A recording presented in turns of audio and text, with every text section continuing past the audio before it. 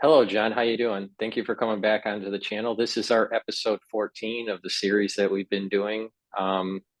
So before we begin, I just want to remind the audience that in the description of this video and all of the videos I've been doing with John, there is a link there that will take you to his website that will allow you to sign up for his periodical. You can also do a reading.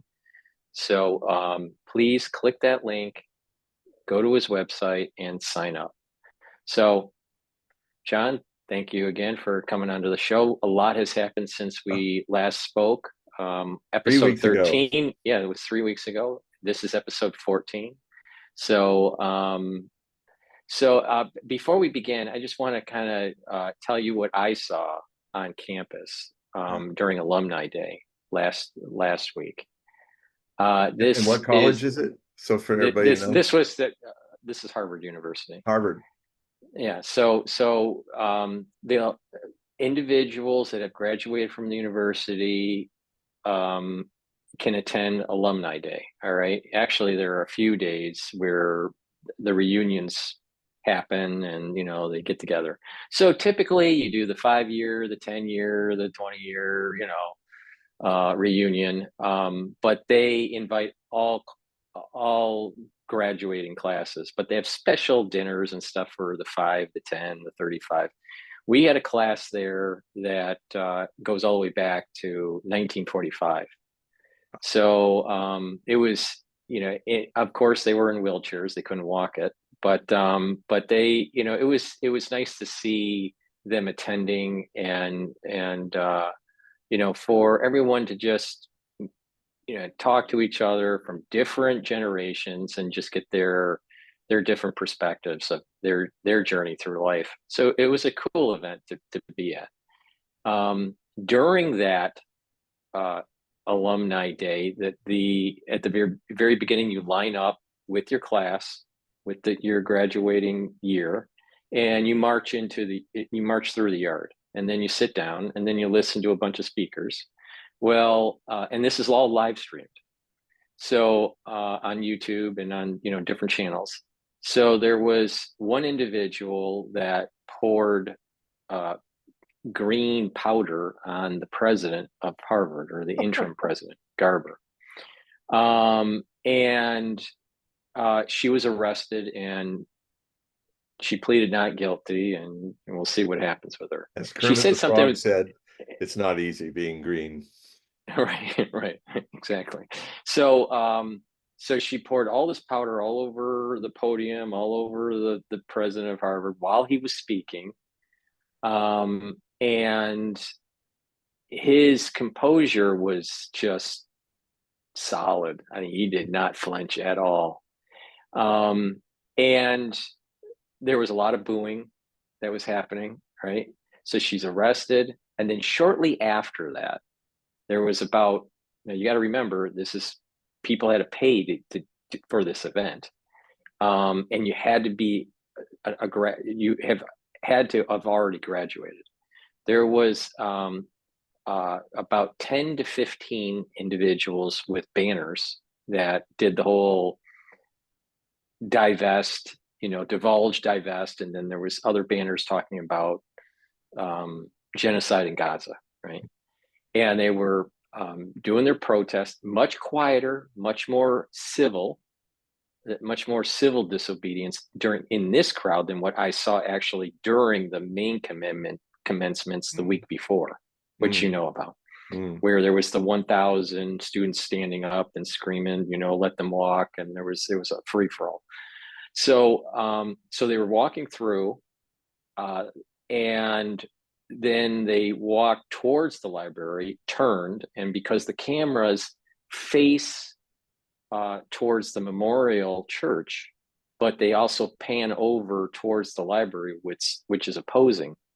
They had their signs there right in front of the steps of the library, and then they started to slowly walk towards the stage as if they were going to rush it. So this is where the police come in. So Harvard has security. Harvard also has a police force, and then there's Cambridge police force. So the Harvard police force was there, and they Now you got to remember, they just pulled someone off that poured green powder that no one knows about, what it really is. But so they were kind of supercharged, with it. And they were able to corral them away from the stage as they were slowly trying to storm it. They did that slow walk, but they just, you knew that they were storming the stage as he's talking. And again, the president is not flinching. He just keeps on going. And so there was booing with the crowd. So and eventually the police moved them to the side, and then they moved towards outside the gated area and towards the science center. So, and then I didn't see anything from them again for the rest of the day. It was pretty peaceful after that. They must have been from the 2024 crowd, and they had to have been graduates. They couldn't have been, let's say, the class of 2025 or 2026, right? Because they couldn't have gotten, I mean, it's only family members and grads that have paid for a ticket.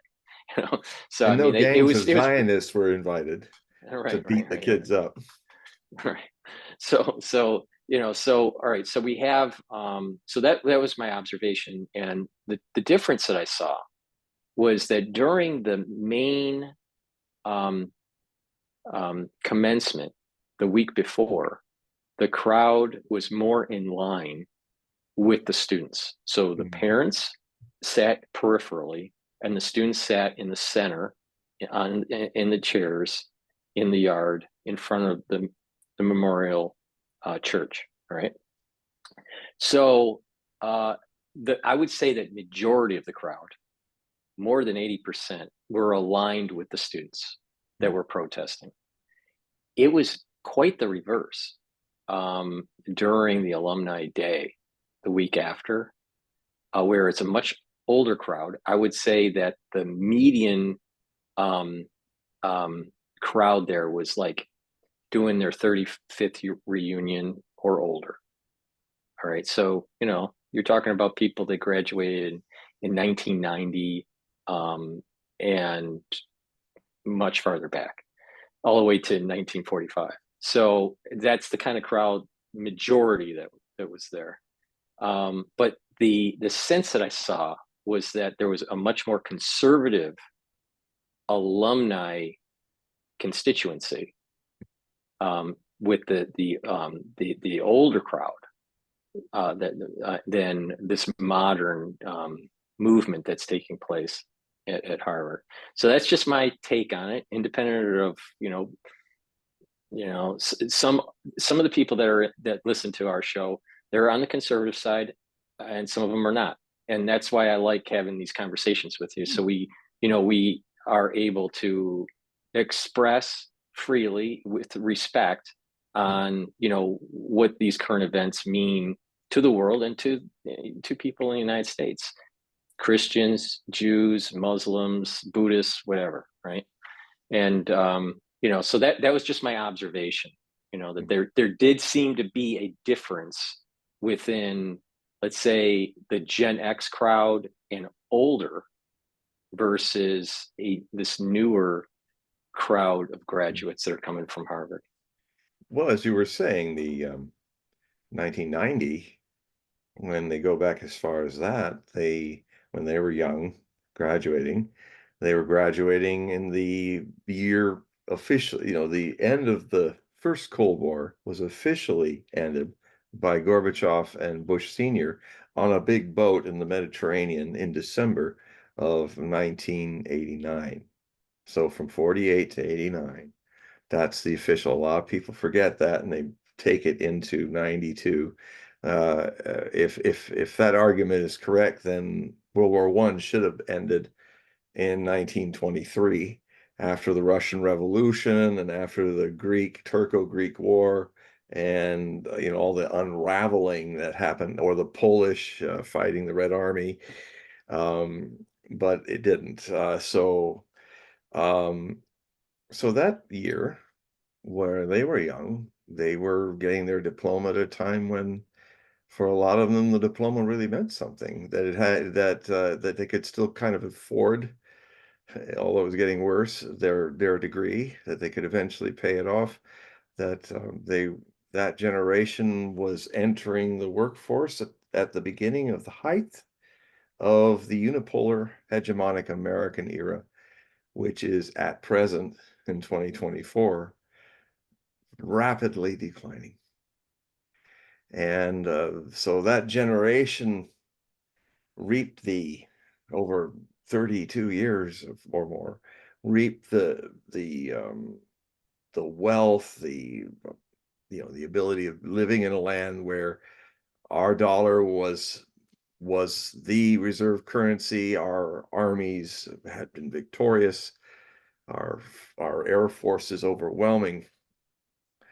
Our presumed enemies, the Russians, were crumbling. China was still struggling out of the shock treatment of Mao.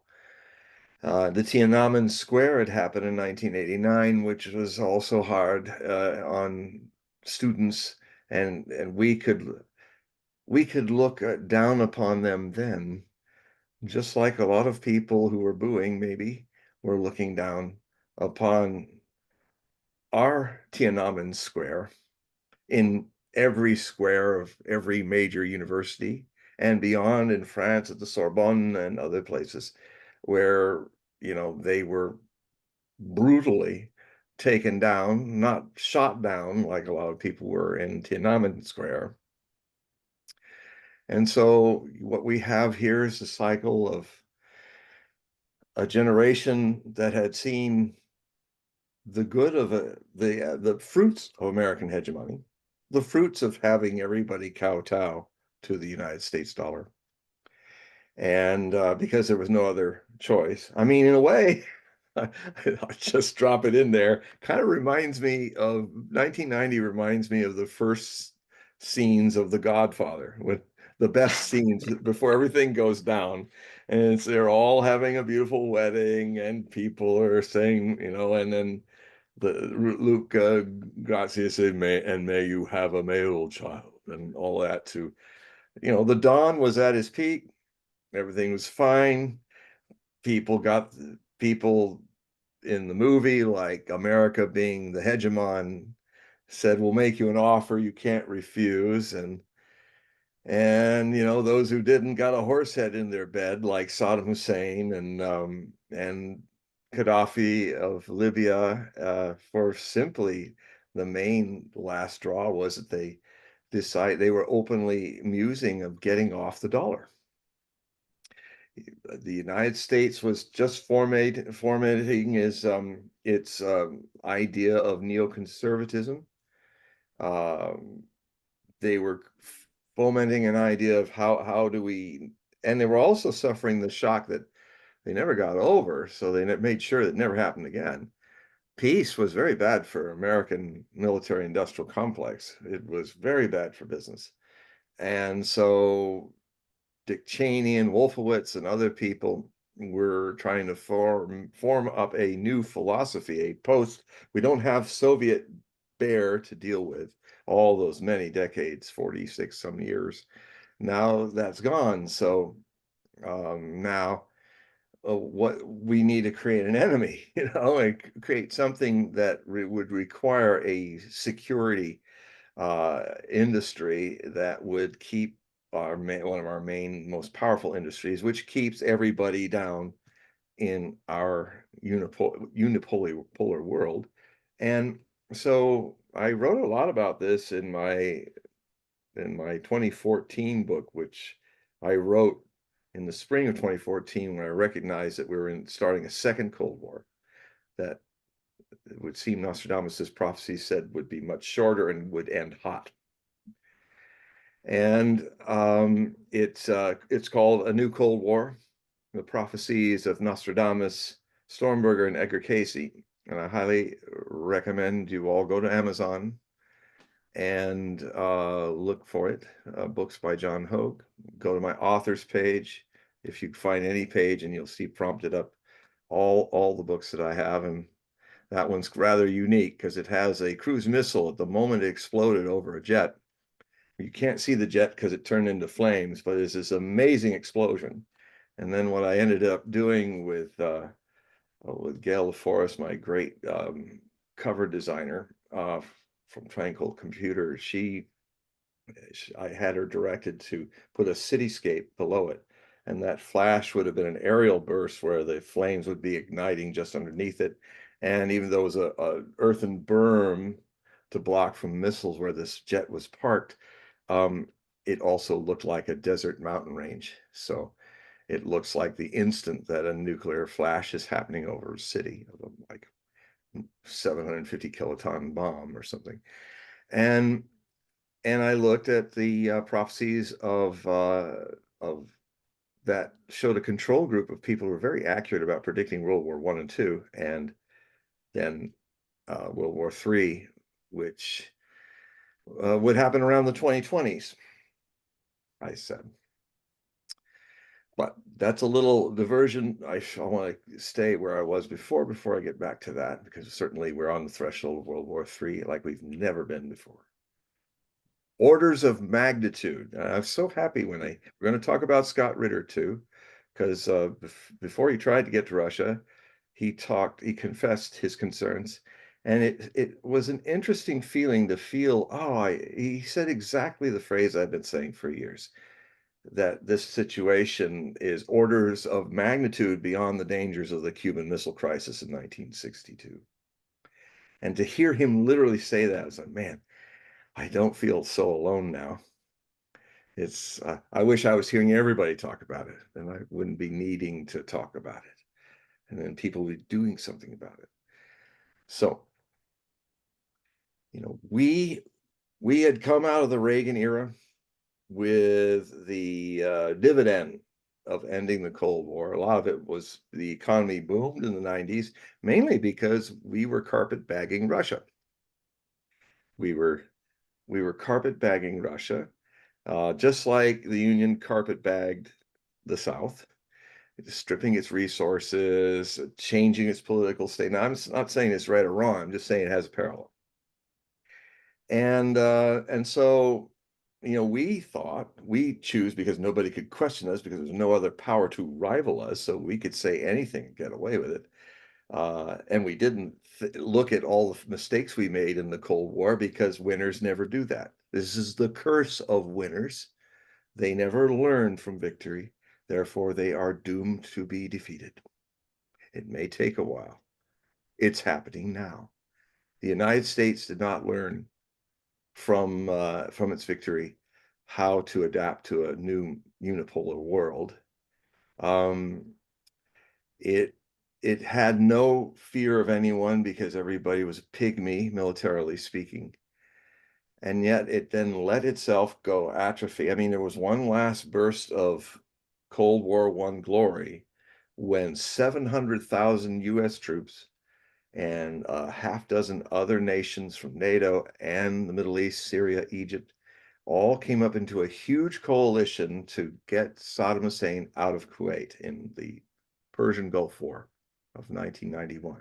And the 6 months prior to it, the Operation Desert Shield, to prevent the spread of Saddam Hussein's armies into northeastern Saudi Arabia, where most of their oil is.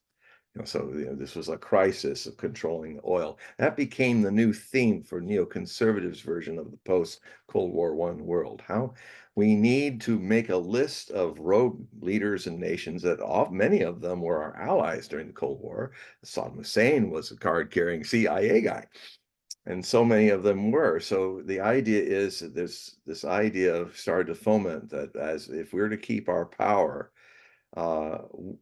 one of the opening things at the neoconservative manifestos that evolved from that period in 1992 was an open rejection of President John Adams, one of the early presidents, view that we shouldn't be I'm paraphrasing, we shouldn't be going out in the world to fight dragons and fight people. I mean, the idea is that let's deal with our own sovereignty and not become an empire or anything like that, and live by example, not by, oh, don't do as I do as I say. And the neoconservatives, Wolfowitz and Dick Cheney, were openly saying, no, do as Don't do as we do as we say or else to the world. So that's the foundation of not learning. The peace dividend was not exploited. For instance, we were in a position to do what currently, as the hegemon is dying out fast, its era, this new emerging multipolar world of the BRICS nations is gathering 3/4 of the world around it, except for the West. And, the West is basically under 1 billion people that are up against 7+ billion people. And you will never know this if you only rely on your regular mainstream media networks. You will be propagandized to not know what huge axis shifting historical moments are undergoing this year every day. Um, you will not know it. You might as well be in the dark ages, the end of the dark ages, in your little mud huts in Europe, a backwater of the world history, while the Arab world in those days, in 1100 and all, and 1000 AD, were at this peak of culture. They were inventing algebra. They were inventing numbers with the Indians. They were creating great art, great literature, a kind of quasi empire that was not really an empire, but a community that had the link of Islam and Arabic language to connect everyone from the non-Arab Persian Muslims all the way west across North Africa and Middle East, and up into Spain, the great culture of the Moors in Spain, the great music that was created. There was a time when the Arab world was at its golden age. That was it. And at that same time, we were a bunch of characters from Monty Python, the Holy Grail. Oh, look, Waldron, I found some new filth over here. you know. Um, and with our kings and lords, when we say too much, doing like Graham Chapman saying, "Be quiet. Will you be quiet?" You know? So that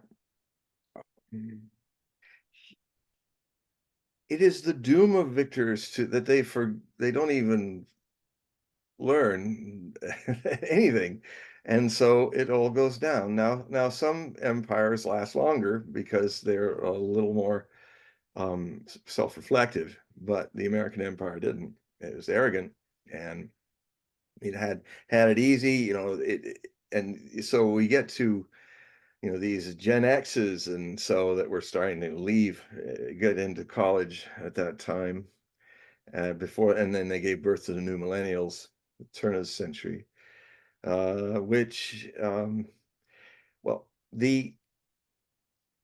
that those people who are part of the establishment do what many people do as they get older. Most of the time, people get more conservative, um, and it's only rare that some people grow to mature their liberality to a more compassionate and understanding of all people and stuff like that, of how different opinions are there.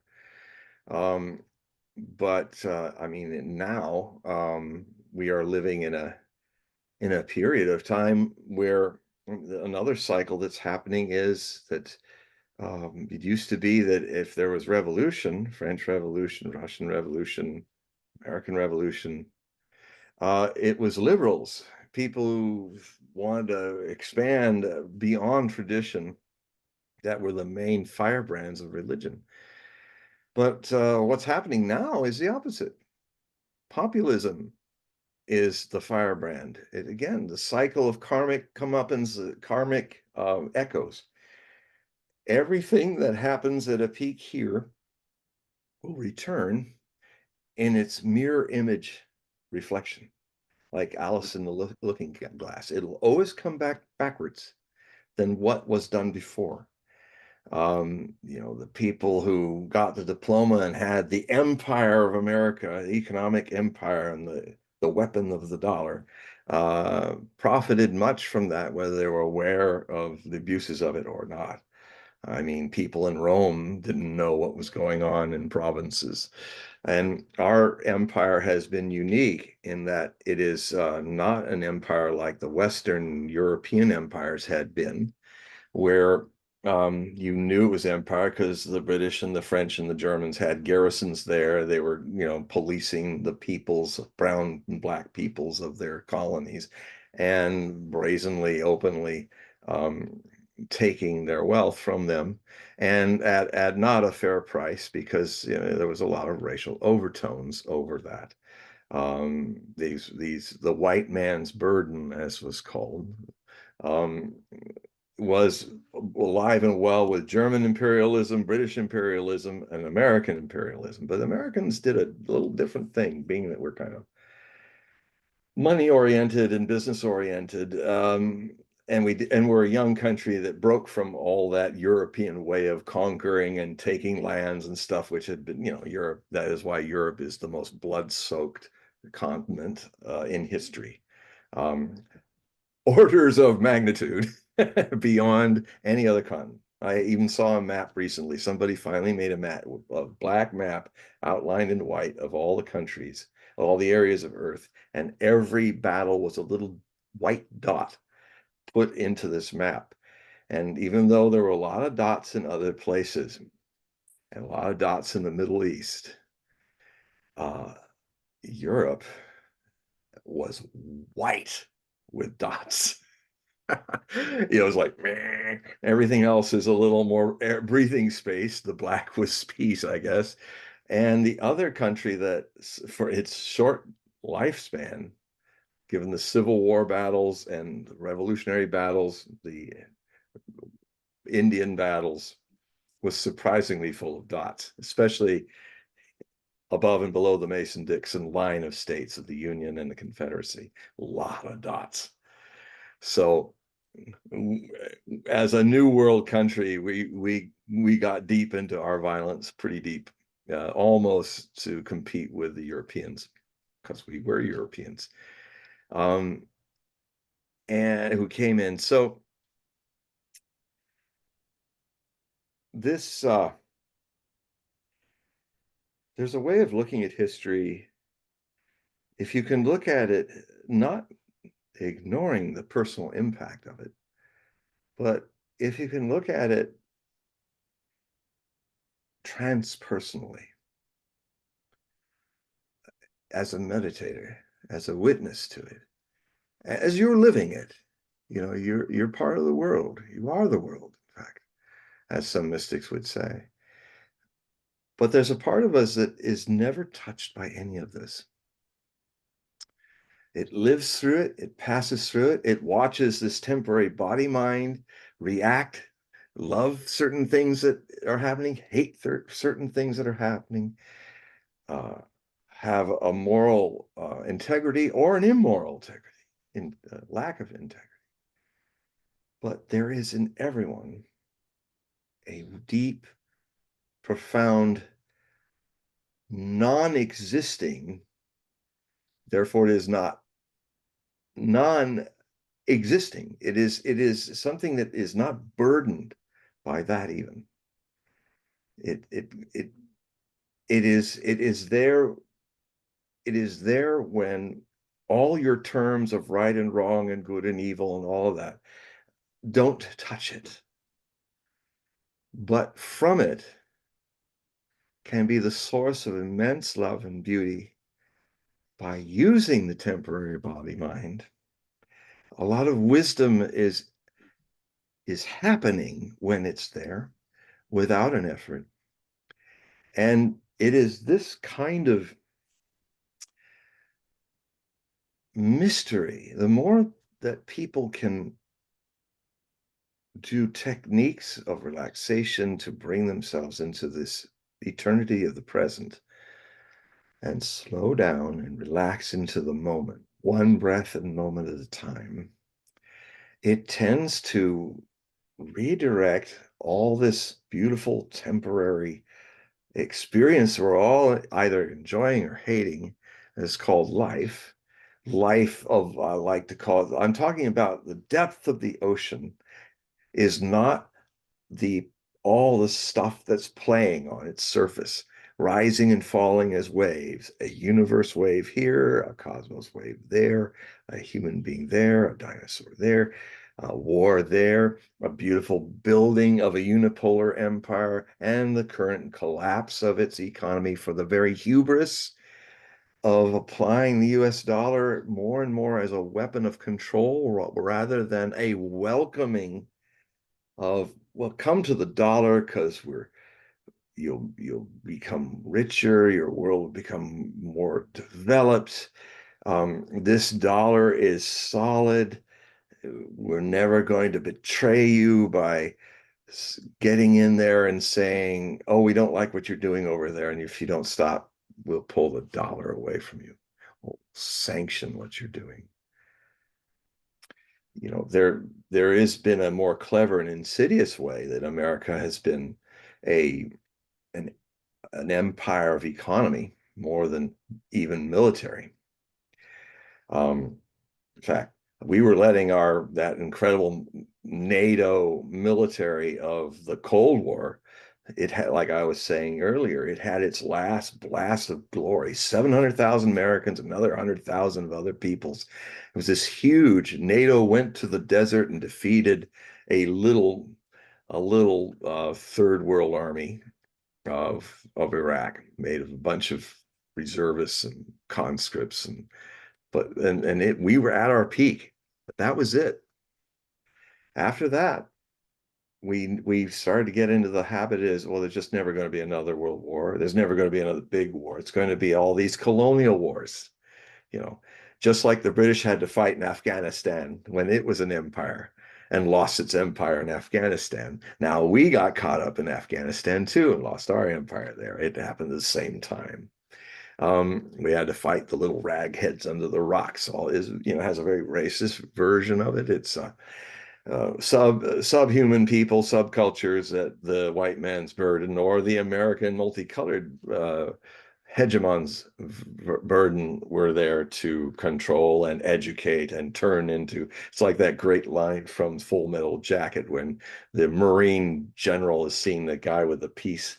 Martin Muldoon, actor, with a peace sign on his helmet cover, and he made this statement, which was, are you going to get up with the program?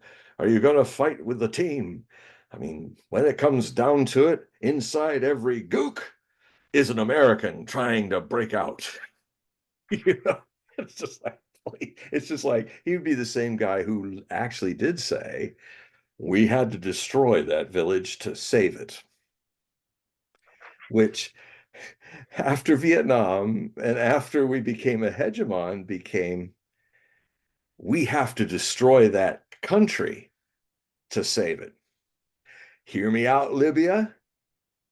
Hear me out, the ruins of Belgorod or Belgrade in Serbia after what, 75 days of bombing, nights of bombing. From NATO, who always says it's a defensive organization, but it broke its charter and fought what the Nuremberg trials said was the ultimate crime against humanity that should have got our leaders hung like the Nazis. Fighting the Nazi leaders that survived and killed themselves in Nuremberg before they were put in jail. All of those people had waged what was called aggressive war, a war that where you just decided you were just going to rape and pillage and go into somebody else's country. And if there were certain races there that you didn't think were worthy of existence, wiping them out. And that's what these guys did. And most of them had served 20-year terms. Hess was a life sentence. So I think he was strangled when they got tired of him living so long. And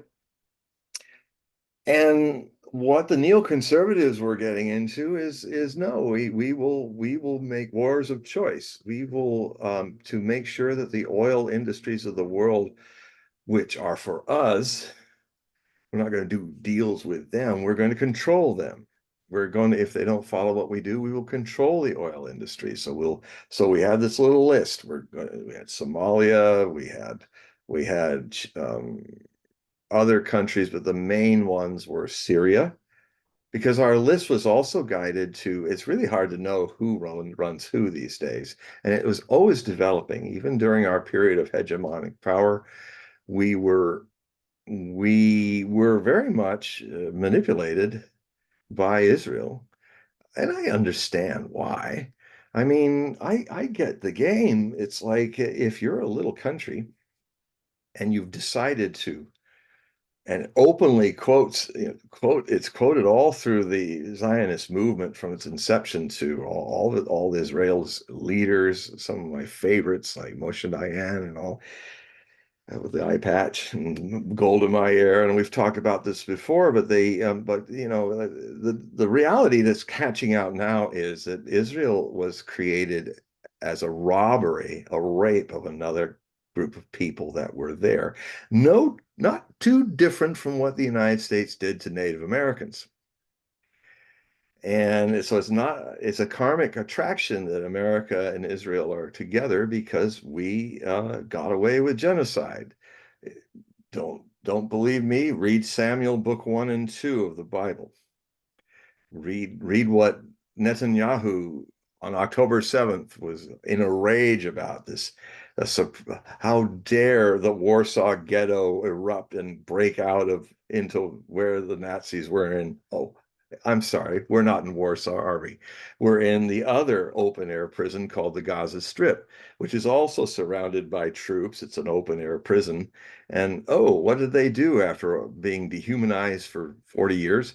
They broke out, they fought back, and the disdain and shock and horror and disgust of a lot of Zionists running Israel who made this open air prison were almost verbatim saying the same things the SS commanders were saying to Hitler about how dare these Jews in the Warsaw Ghetto start shooting at us, killing our people. And so it was there has always been an evil at the core of this, something that's always going to hatch out. If you come to a land and exploit it and take it from the people that are there, there will be consequences. We are going to face the same consequences in America too for that. And so this is some of the things that are part of why there's kids slowly moving off the steps of that place with their banners, trying to get in to make a move on the podium. Now, I'm kind of glad I used to be in security, so I understand. I used to do security on the Osho commune. I was part of Rajneesh security, so I understand crowd control. We had someday I'll have to tell you the story about where we almost had a riot with outsiders, and I had to stand in the line and just be there and keep somebody. And then this one guy thought I was a softie, so he thought he was going to get into my nose and get it going, and I gave him nothing, no energy at all.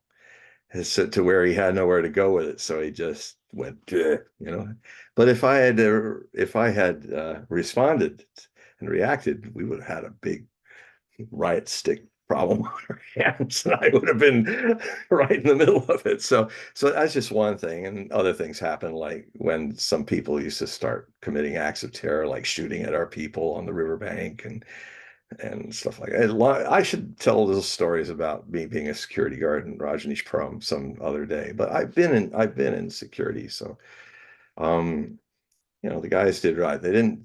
In that case, the police did not pull out their sticks and beat people up, but they made a force, a Hara-like wall of energy that said, "Don't go further than this, but you can come over here."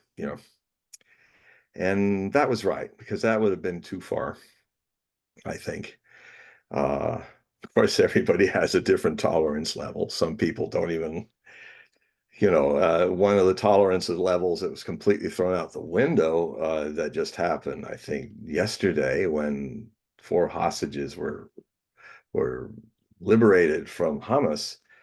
is that I'm watching more and more is coming out of that Palestinian camp.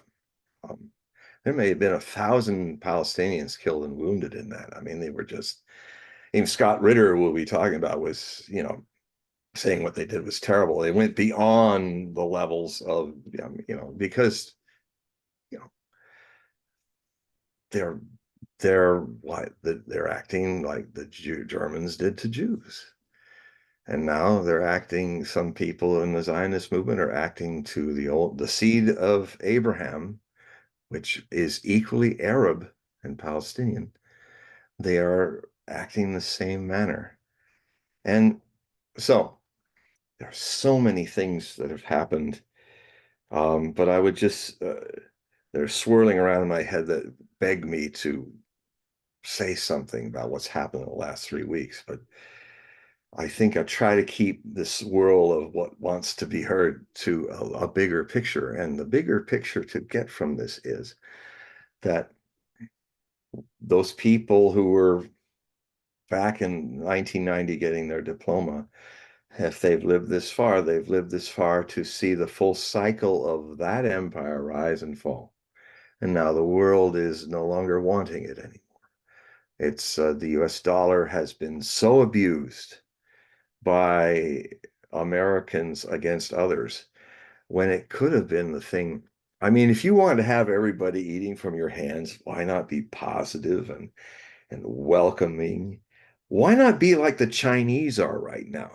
I mean, why do you think that all those years that Saudi Arabia and Iran were were almost at war over the Persian Gulf, and all attempts to bring them together just didn't happen until Xi Jinping.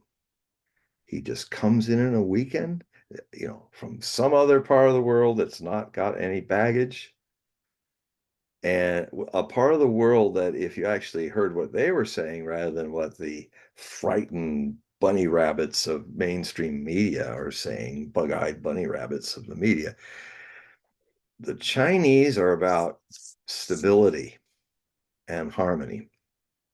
The Chinese are not us.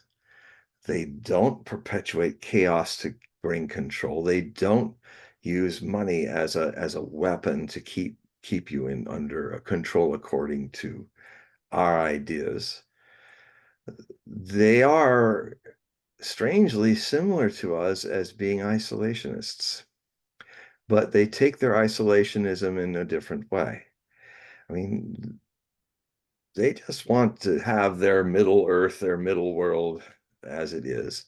What we did as isolationists, but they want to do business, and Chinese love to do business and build silk roads and all that like before, and they're doing it, and in a way having to do it because America over the last hegemonic few decades has been putting its navy around Taiwan, floating it through Taiwan, even after it had acknowledged in 1979 and signed it. And you can still find it on the State Department's pages, that the declaration that America made under President Carter, that they acknowledge that there's one China and Taiwan is part of it, not separate. The Taiwanese are just as Chinese as the mainland. And they were once a part of that until the Japanese invaded the island and took it, and turned it into a colony of subservient Chinese to work over the militant Japanese imperium, just like what happened to Korea with the Japanese, and Manchukuo, which was Manchuria.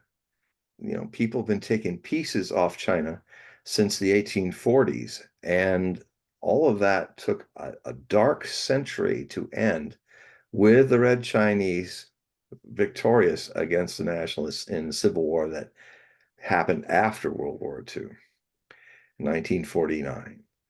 And so then started another difficult century of transformation because a lot of things that happened were terrible in Mao's China.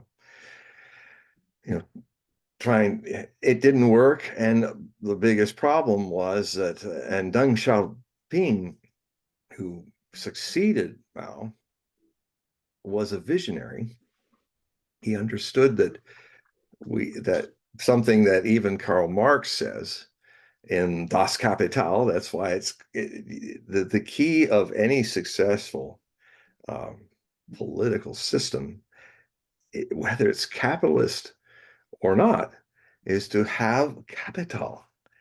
You know, the if Karl Marx had seen Russia become a communist state, he would have been, whoa, well, that surprises me because according to my book, Das Kapital, I predicted the only nations that could best become socialists and finally communist are America and the British Empire because they have capital to do it. They have wealth to share.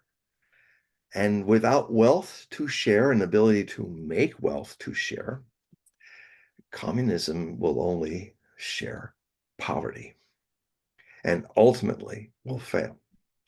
And the Soviet Union proved that because they didn't have capital. They went a lot farther than anybody could think, but the thing that killed them was they tried to match the United States in a weapons war in the Cold War and finally bankrupt them. Um, so that so capital is to be able to have the wealth. Every country to succeed has to create wealth. And then there has to be a way to find a way to share it. Now, the Chinese are the first communists to get it right, according to Karl Marx.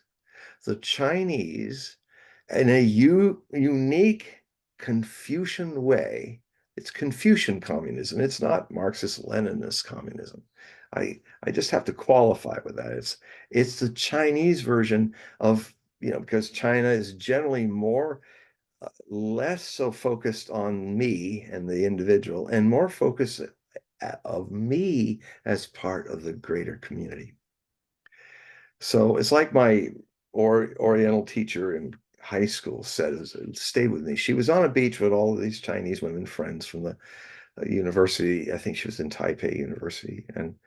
And so she noticed certain things you never hear Western people do. When Western people go to a beach, they got their families or just their friends and just a few people or just on their own. They just go to the beach and be there in the beach. But her students were saying, let's all walk down the beach together. I mean, it's just a slight different perception. And it really stood with me. It's just like people of China have a more of a consciousness of the whole body of the community.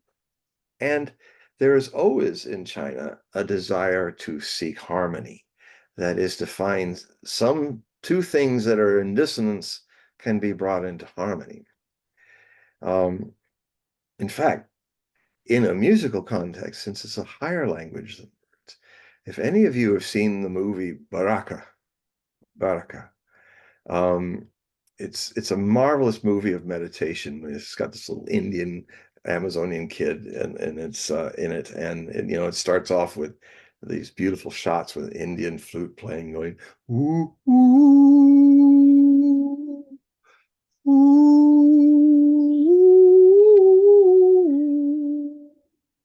Eagle flies and then like ooh, and it just pulls you right in. There's no words in it, just music and images, just like Koyaanisqatsi was the original version of this kind of cinema phenomenon.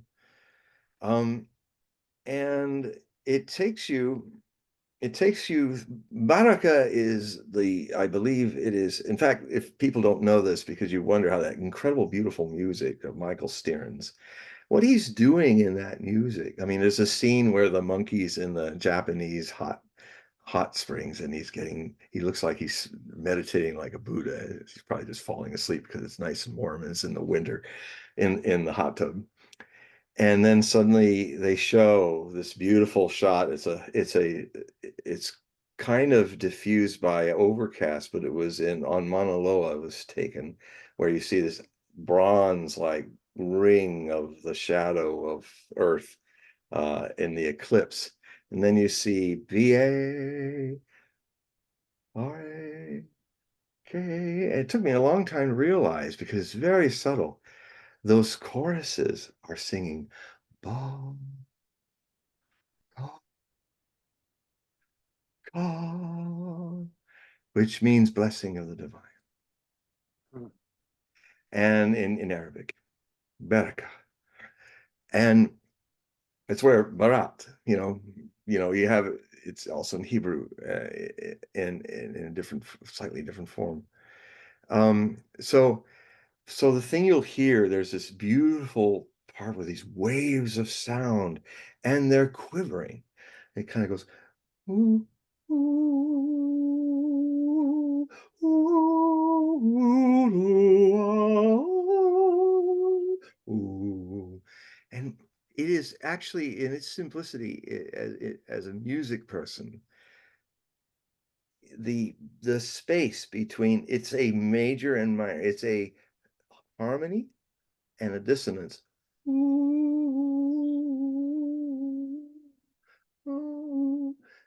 And so the two are polarized, but if they play in perfect measure, there's a third possibility that embraces dissonance and harmony as a deeper harmony, you know. And if you take that all the way into many things, that the music of the spheres, the music, the vibration that's in all things, in our apparent wave-like world, rising and falling waves of creation and all, there is a connection even between evil and good, and wars and peace, and uh, construction and destruction, that that is witnessed by this mystery in us that's eternal, that never is born and never dies. It just visits this. It's just like the ocean suddenly comes up in the shape of a wave to experience life as a wave, slapping other waves, hugging other waves, going with great wave oceans to seek the shore and never being able to get on the shore, always thrown back into the ocean. All this waving, war waves, soft waves, peace waves, all is a wave in this great samsara. Um, and this wheel of life and death, good and evil, hunger and satiety, is spinning around a central point of pure no thingness. And this no thingness is the very source of all eternity. It is like that which happens can only happen by spinning around that which is even free of existing or not existing. And that source, very ubiquitously, absolutely ordinary in its miraculousness, is so hard for the ego to find because the mind and the ego can't find it. Their very nature is to go looking for something that's already there, and they'll never find it.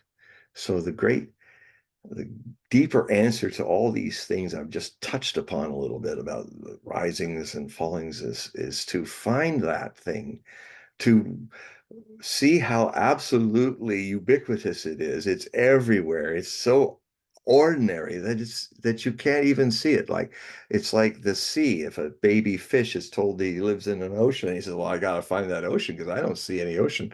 I just see nothing around me.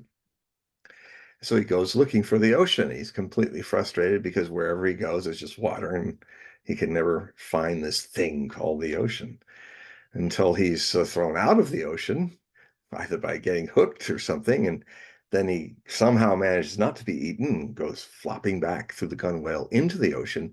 And then when he's back in that ocean, and when he goes splash back, he goes, the ocean. No one can find it. We are it. We can't find it. the thing that never changes in us, it's always aware of all this, is the source of everything, is everywhere and nowhere at once. It can't. So gaining a knack, living the dialectic life, right, wrong, good, bad, this, that. Give you an example. My teacher Osho said this.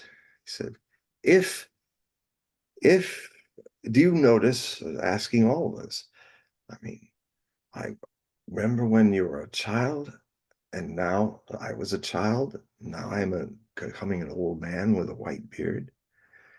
And what recognizes that doesn't change.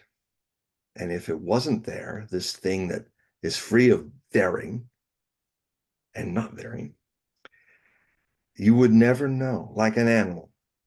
There would not be a sentience. An animal never knows. It just lives its life. It's just whatever's happening. And it lives its life innocently, but it has no sense of change, not a conscious awareness of it. I mean, it might go, well, it's just here now. Oh, here's now hyenas chasing me, and it's going to be his dinner. What do I do? And it has that side of it, but the sentience, when the mystery starts to become self-aware of itself, is a unique thing that has taken 4 billion years for this life on this planet to create a situation, a milieu that would allow sentience to happen here. And that's why it's so important not to blow up this world. Because if we do, maybe it takes another 4 billion years to get to this point again. And I will just have to move on now to something that's actually more pressing. Although we'll get back to the theme of this because there's a lot going on in Israel right now. A lot. The One of the things that we'll talk about is that Benny Gantz has left the emergency government. It is collapsed. Well, the press is saying it will collapse, and Netanyahu now has to do an open election, a snap election, to see if he can stay. And now there are many people in the press saying, okay, his attempt to avoid his crimes and not be put in prison for them is to perpetuate this war. I've been talking to some sources. One of them is somebody who used to work at length at Mondoweiss, which is a very good news agency in related to the Middle East. And he opened my eyes a lot about Netanyahu. I mean, I'm going to look at a kind of beyond the black and white about the man. Um, you know, Nobody likes him in Israel. Very few.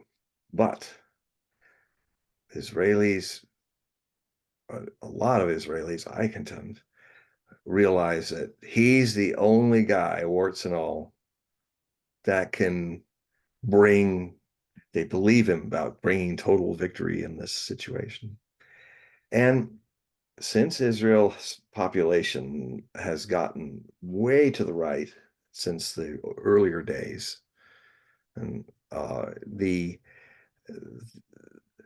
they've seen Benny Gantz try to form a government. He can't. They've seen Naftali Bennett try to form a government.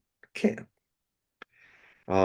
Who's been the longest lasting prime minister in Israeli short history? Benjamin Netanyahu. Who can cat herd all those right-wing Likud and more extreme people? Who's actually the moderate in the room with all those Ben Gavirs and Smolich and all those nut jobs who are really extreme, openly, let's kill all of them, let's kill those Palestinians, let's stamp them out. And it's Netanyahu. So, I mean, it's more complicated. He's a survivor and a political animal, of which is rare in human history. I mean, I've come to grudgingly respect his ability to survive, which and I imagine Benny Gantz did not time this very well because he actually delayed his announcement until today because of the thing that really people were watching, that we got some hostages out. Oh yeah, we killed hundreds of Palestinians, but they're just Palestinians anyway, which is a feeling a lot is in the majority in Israel right now. So that Netanyahu's going to say, trust me, it's a tough thing we're doing, but we're going to go to total victory. We're finally going to get rid of this Palestinian question. And I think that he'll probably win with 62 seats in this election. And Benny Gantz will once again not be showing that he cannot run a government. So people don't like the guy, but he runs a government, and you don't want to break up a government when you send 50,000 more reservists to face Hezbollah in the north. You don't do what happened. Remember those few years, 3 years or so, with Israeli, he was just, Netanyahu kind of was still governing for a while until now. Tali Bennett did it for a bit, but even he fell back and Netanyahu came back because you don't want to have so he's the leader. Doesn't matter. It's a tribal issue. It's like, it's about our tribe in this hostile land. I mean, who liked Saul? Really? I mean, who liked King Saul, the first king of the Jews? I mean, he was kind of a Netanyahu character. Maybe he's a reincarnate Netanyahu. I don't know. And Samuel comes out without anybody questioning him, and he says, "Go kill all those people and kill the men, kill the virgin girls, take the babies out of the arms of the mothers and before them, kill them, kill the livestock. Don't take any of the property of the livestock." And when Saul bought and sold the best of the livestock, and Samuel said, I screwed up with you, basically, if I put it in modern language. I'm in trouble with the Lord now because you broke the covenant, you broke it. He didn't care that he killed people. They don't matter. But you know, buying and selling the unclean buffaloes and goats and stuff, that's a terrible crime. The people, schmeeple, who cares? They're not people. They're, as uh, Gallant, the Secretary of Defense, says, they're just animals. They're all a bunch of animals. So on the day after all that stuff happened on 8th October, he said, "You're just all animals. We will cut off their power. We will cut off their water. We'll cut off their food." And his idea, and so they will give us back the hostages. Um, that's just a no. That's just an excuse to all those. By the way, are crimes against humanity. The ICJ is right. All these with these leaders of this government are actually solidly committing genocide, and the whole world's starting to turn against America and Israel because America is enabling it. And there's that strange karma. We are the two nations in history that thus far have gotten away with our holocausts on other people. The Moabites, Canaanites, the Amalekites, even written in the Bible. Yep, we did that. What God told us to. What are you going to say about that?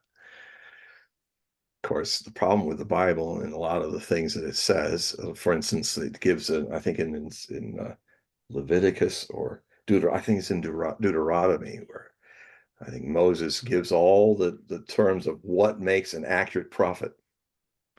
And one of the things is the accurate prophet is always right. There's just one problem with this argument. If you killed all the Amalekites and the Canaanites and the Moabites, who were your neighbors, and they also had profits, and they also might have disagreed with you. If you're the only one left standing, if all your competitors have been killed by you could say anything you like. There's no one to go, up. No, you weren't right about that prediction or that prediction. So basically it means that it's a non sequitur. Any of those biblical treaties to what is an accurate prophet or not are useless because there's no counterbalancing critique. It's just God told me to do that. Well, God told George W. Bush to invade Iraq. How did that go? An act of aggressive warfare.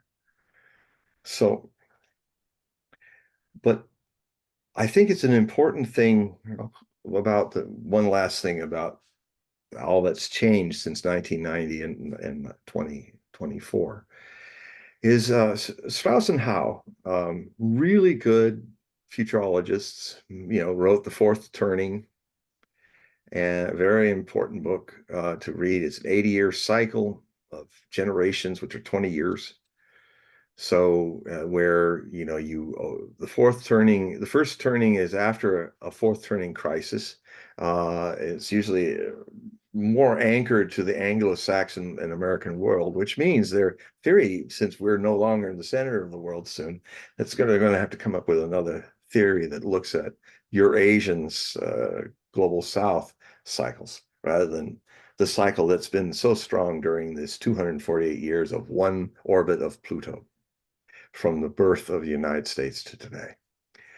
And we are kind of those Anglo-Saxons that got away from that part of the world and were able to then found a new kind of constitution that was very mindful of all the lack of freedoms in Europe that made everybody come to America to escape that, which are embedded in our Bill of Rights and all these things. It's what makes the Constitution so amazing. And so the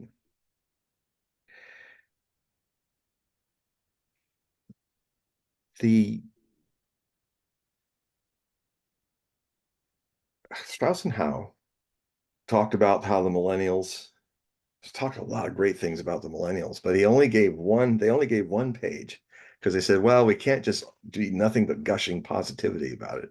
So that one page in the book on the fourth turning, unfortunately, most everything that was stated on that page ended up being what the new millennials were doing. They tended to be more at ease with people taking freedoms away as long as they had their TikTok and they had their stuff and they had their pleasures, their computer games and all that. Then so there was this potential of the new millennials to not care much about democracy and just don't get into my life. Let me just live my life. I don't even want to deal with politics. But their children, the Gen Z, they were right about that. They said these people would be like the kids in the 60s. And they would be more than, in the 60s, there were issues. It was like we were demonstrating because we didn't want to be drafted to go to war. It was right to demonstrate against that because at the time, American kids and adults, well, mostly the kids, knew their rights. And they knew that you can't go to war unless Congress declares a war. We haven't done that since World War II. So all of our wars since then have been constitutionally illegal. Our police actions. You hide behind the UN to get into Korea. That's what True Monkey did. Truman. My master used to call him True Monkey. At first I didn't like that. But then I learned more about Mr. Truman, how his motivation for destroying two Japanese cities with atomic weapons had nothing to do with ending the war with Japan. We had been withholding them agreeing to their terms for 6 months. The Japanese, after the Battle of Berlin and Nazi Germany's fall, they were already saying, we want to get out of this war. We have just one condition. Leave our emperor alone. Let him sit on his throne. He can have no power or whatever, but because of this is the whole center of the Japanese society. And It wasn't the atomic bombs that pushed Japan to let it all go, and it was also not the West. The Secretary of State of that time was also very much pressured by the fact that people didn't want to fight the war. A lot of people wanted to go home, and so at last the white racists who were in power said, "Okay, okay, let your emperor have his throne." But all could have been ended 6 months early with millions of people saved from their lives destroyed and cities blown up by atomic weapons. That bombing was done on schedule for the Potsdam Conference so that Truman could tell Stalin to his face that we have this ultimate weapon and we're the only ones that have it. Well, kind of a push of saying, don't cross too many lines with us. As you know, the alliance was beginning to show stresses. And Stalin just had his pipe. He was puffing, going, hmm, interesting. And Truman was shocked. It didn't have any effect on him. Of course, what naive Truman didn't know, and most of the Americans didn't know, we Stalin knew about the Manhattan Project. He had agents there. I think Enrico Fermi was kind of spilling the beans, and there was also people in Alamogordo, New Mexico. So, and I could understand why, because Stalin immediately understood what the bomb was, and if only one country had one and built a bunch of them, they could, in the name of democracy, do the most egregious tyrannical acts for the necessary evil on other nations. So, and I think the people that sneaked some of that material to the Russians, well, their motivations were clear later on. Ones that survived it, they said, we didn't want one country having this terrible weapon. It had to be counterbalanced. Because I can tell you that it's all coming out in Freedom of Information Act that after the end of World War II, there were when America only had the atomic bomb, there were think tanks that were drawing out plans for a limited nuclear war and invasion of the forming NATO that would break up Russia and end the Soviet Union before the Soviets got the bomb. I've seen the maps, I've seen the plans. I just have one question. I just have Mhm. one question. Did did they obtain material that was already centrifuged, or did they do their own centrifuging in Russia? I don't Do you know? know. I don't know if I would think what I know is that they knew the theories. They probably had some of the formulas.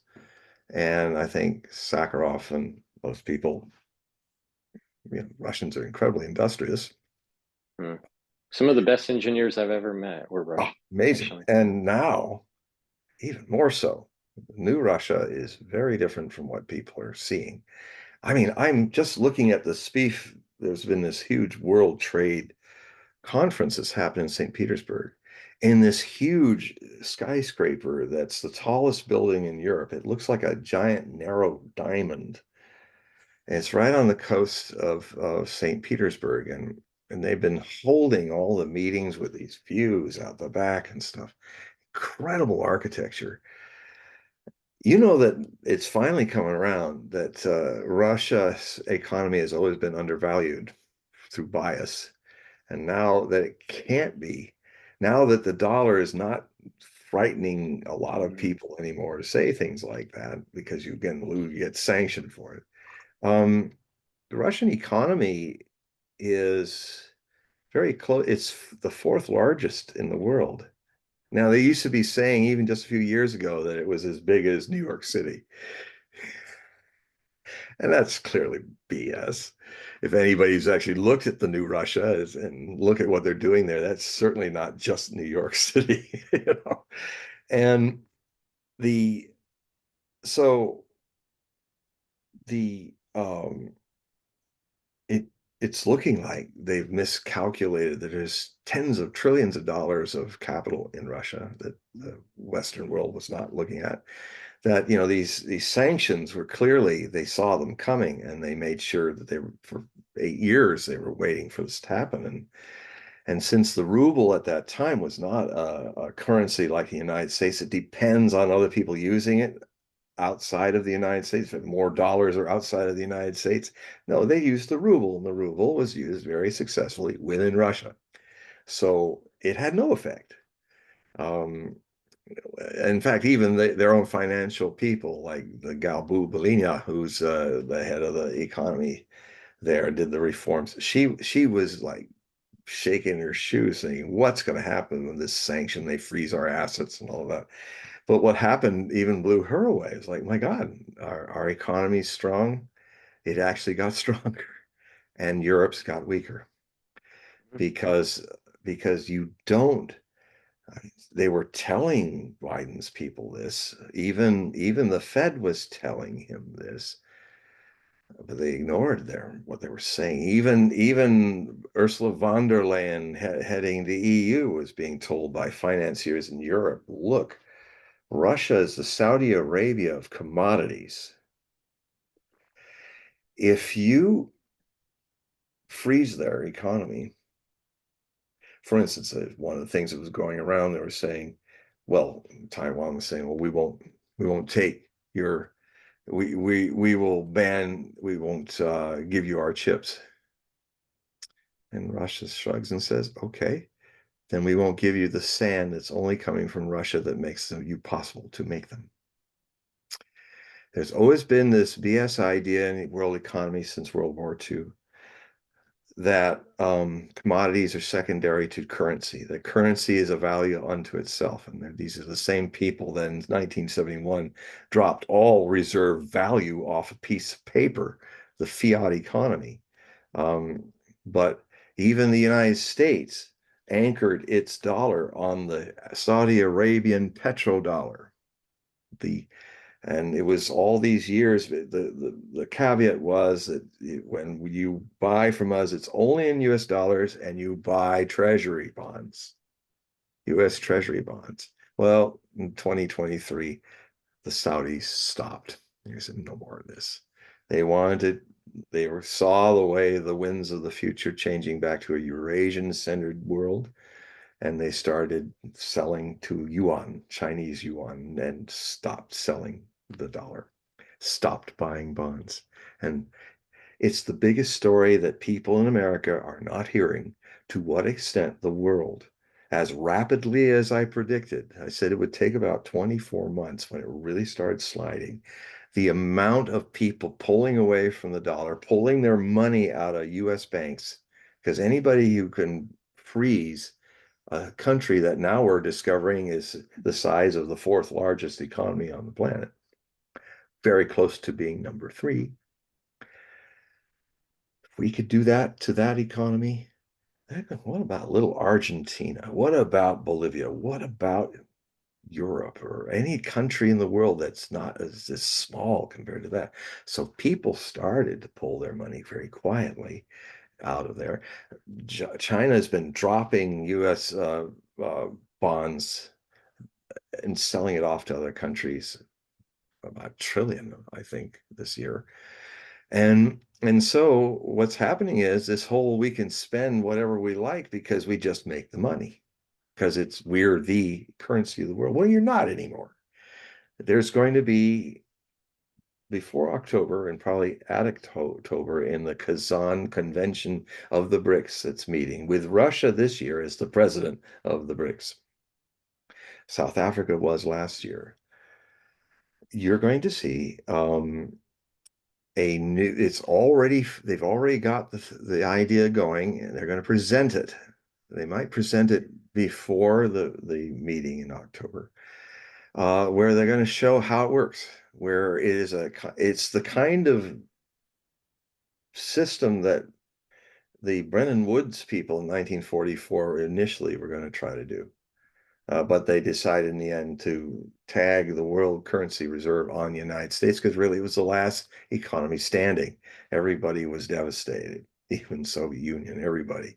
And so they went the easy route, but the not very smart route, because what that meant is that if any country is the currency of the world, it will eventually rule the world, and not too wisely, as we have done.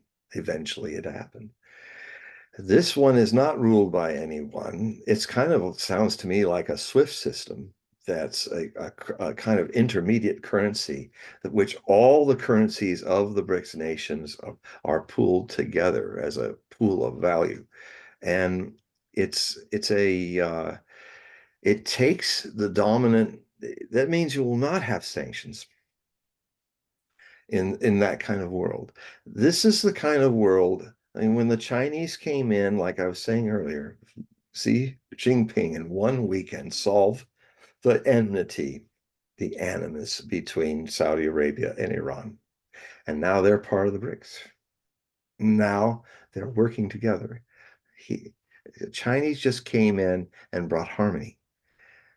They bring in peace, they build roads, they build train systems they invest, but it's not an investment like we do. I mean, please, folks in America and Europe, please, when you hear this news, understand this media that you watch in mainstream is they project the white man's racism of colonial powers onto Russia, onto China, that is their demons reflected back on them, not the Chinese, not the Russians.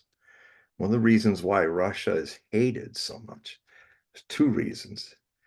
It's hated obsessively by the Western world and Europe because, as Dostoevsky, a great Russian novelist, said, when asked why is somebody so hated by others? He said, well, because these others did some deep uh, crime against them, a deep outrage. And so they vent their anger, throw it at the victim when it's really self-hate, unconsciously self-hate. They just throw it at the victor. Now, at the victim. Now, the the other reason why Russia is hated is that it's never been conquered. And the third reason why they just can't stand the Russians, because it shows how morally bankrupt the haters are. You name me in history one instant when Russia unilaterally decided, like Napoleon, to march into Europe and conquer it. A war of aggression, pure conquest, just because it wanted to take the resources of Europe and sublimate its populations. You will not find it. The Russians have never. Sometimes Russia's armies, in alliance with other European armies, like in the Napoleonic Wars, in 8 coalitions against Napoleon, wanted to defeat Napoleon and his armies, but never unilaterally, always with allies, always with Prussians and Austrians and Bernadotte Swedes and all of that, and to defeat the bad sides of the French Revolution that Napoleon was spreading in his dictatorship. Um, so if you look at history, you will find that it is us. We we hate them because every time we try to destroy them, since the 12th, 13th century, when the Teutonic Knights tried to destroy Novgorod and Pskov, I can't say that word. Today I can't say that Russian word. It's a town. Maybe that's Alzheimer's starting. I don't know. Pskov. Pskov. There it is. I did it. It's a P F Scott in it. Anyway, so they tried it. Eisenstein's great movie showing what happened to them, where they all sank in the lake fighting Alexander Nevsky. That incredible score by Prokofiev. Um, that was the first. Then Charles XII in the Great Northern War in the 1700s tried to defeat Peter the Great and the Russians. The Livonian alliance of Lithuania and Poland almost ate, in the time of troubles, almost conquered everything up to Moscow. They were eventually thrown out. That was the hardest. They were thrown out. Then Napoleon in 1812 amassed 20 nations of Europe with the French to go into Russia, and they were utterly destroyed. Then Hitler, with a whole lot of European nations behind him, including the Pope, who called the invasion of Soviet Union a crusade for Christendom. That was Pius XII. Of course, he was blindly anti-communist to the point where he would blindly let um, Ante Pavlich and other war criminals, because they were fighting against the communists, he'd look the other way when they were slaughtering 800,000 Serbs, civilians, or things like that. And he even helped him hid him out in Castel Gandolfo, the summer residence of the Pope, so that he wouldn't be caught by the Nuremberg trial. All the rat lines you will notice. Strangely enough, you will notice that a lot of the leaders of the Holocaust, the Germans who led the Holocaust, all grew up being conditioned by Catholic priests. Hitler was Catholic, boy. Heydrich, all these, it's almost all Catholics. And a lot of the Catholic war criminals of the SS through the Odessa lines and the rat lines, that's how they used the Catholic Church to get to Argentina and South America. So, but it's only because they were anti-communists that the Pope would be blind to their crimes. But that doesn't make them go away. Anyway, so the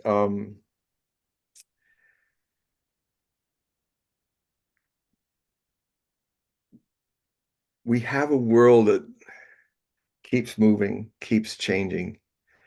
And frankly, if one does not have a center growing of this eternal spark, it's very hard to at least better understand why it's going like this. So I contend. Um, Now, I'm going to move on now to, you were asking me about, we talked a little bit about what's happening in the Middle East just in the last 24 hours, right? Actually, there was the attack. Initially it was 200. Now the numbers are rising to 1,000 were killed in this massacre to get these 4 people.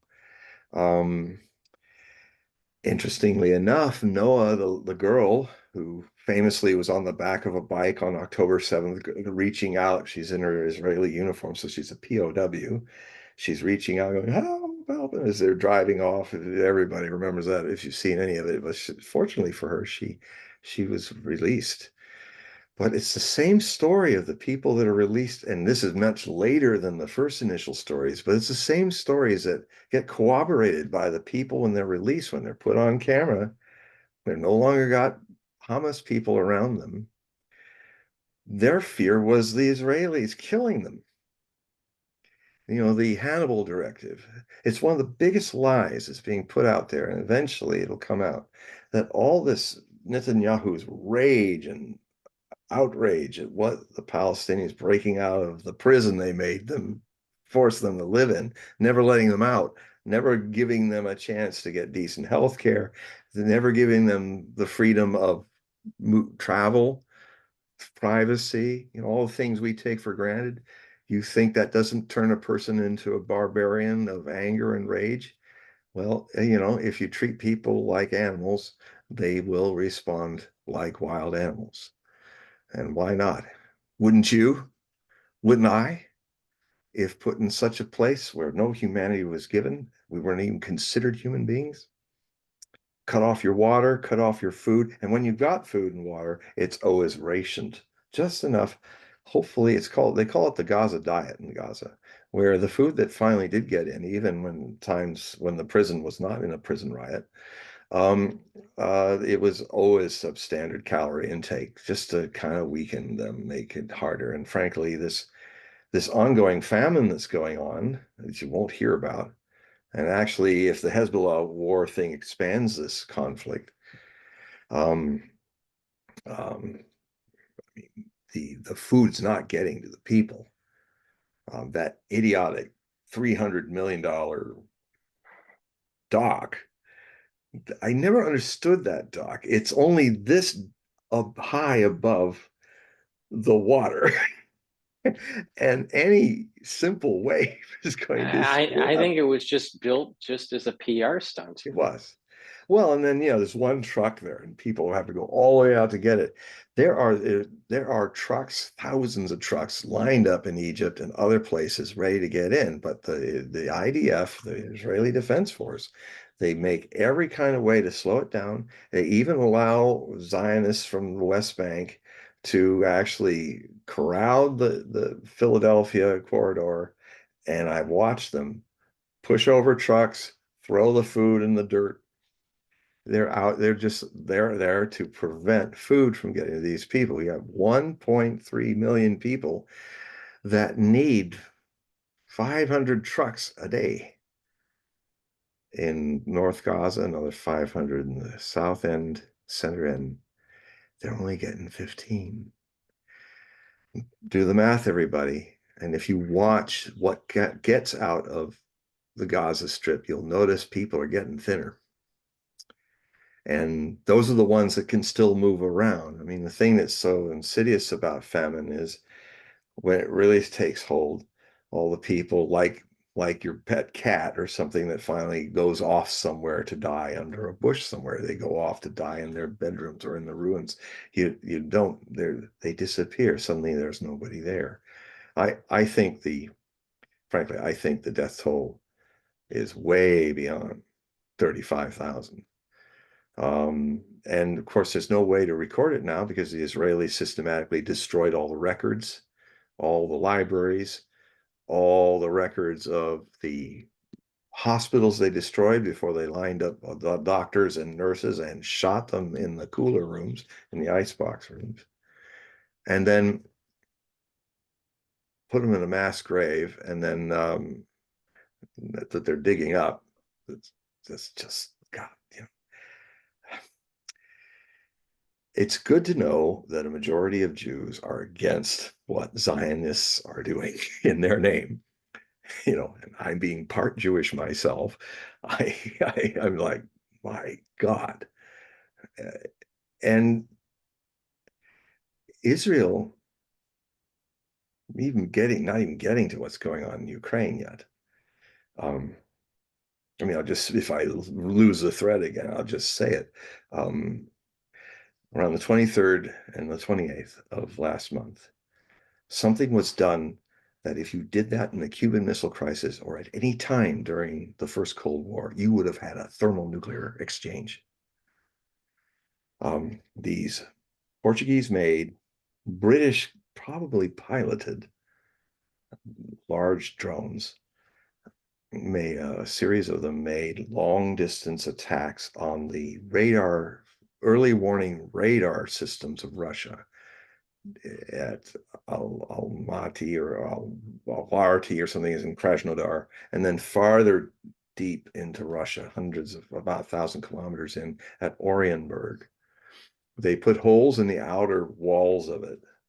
It's possible they put them down for an hour, but what they've done is taken 20% of the 10 towers that can look way over the horizon at a nuclear strike coming.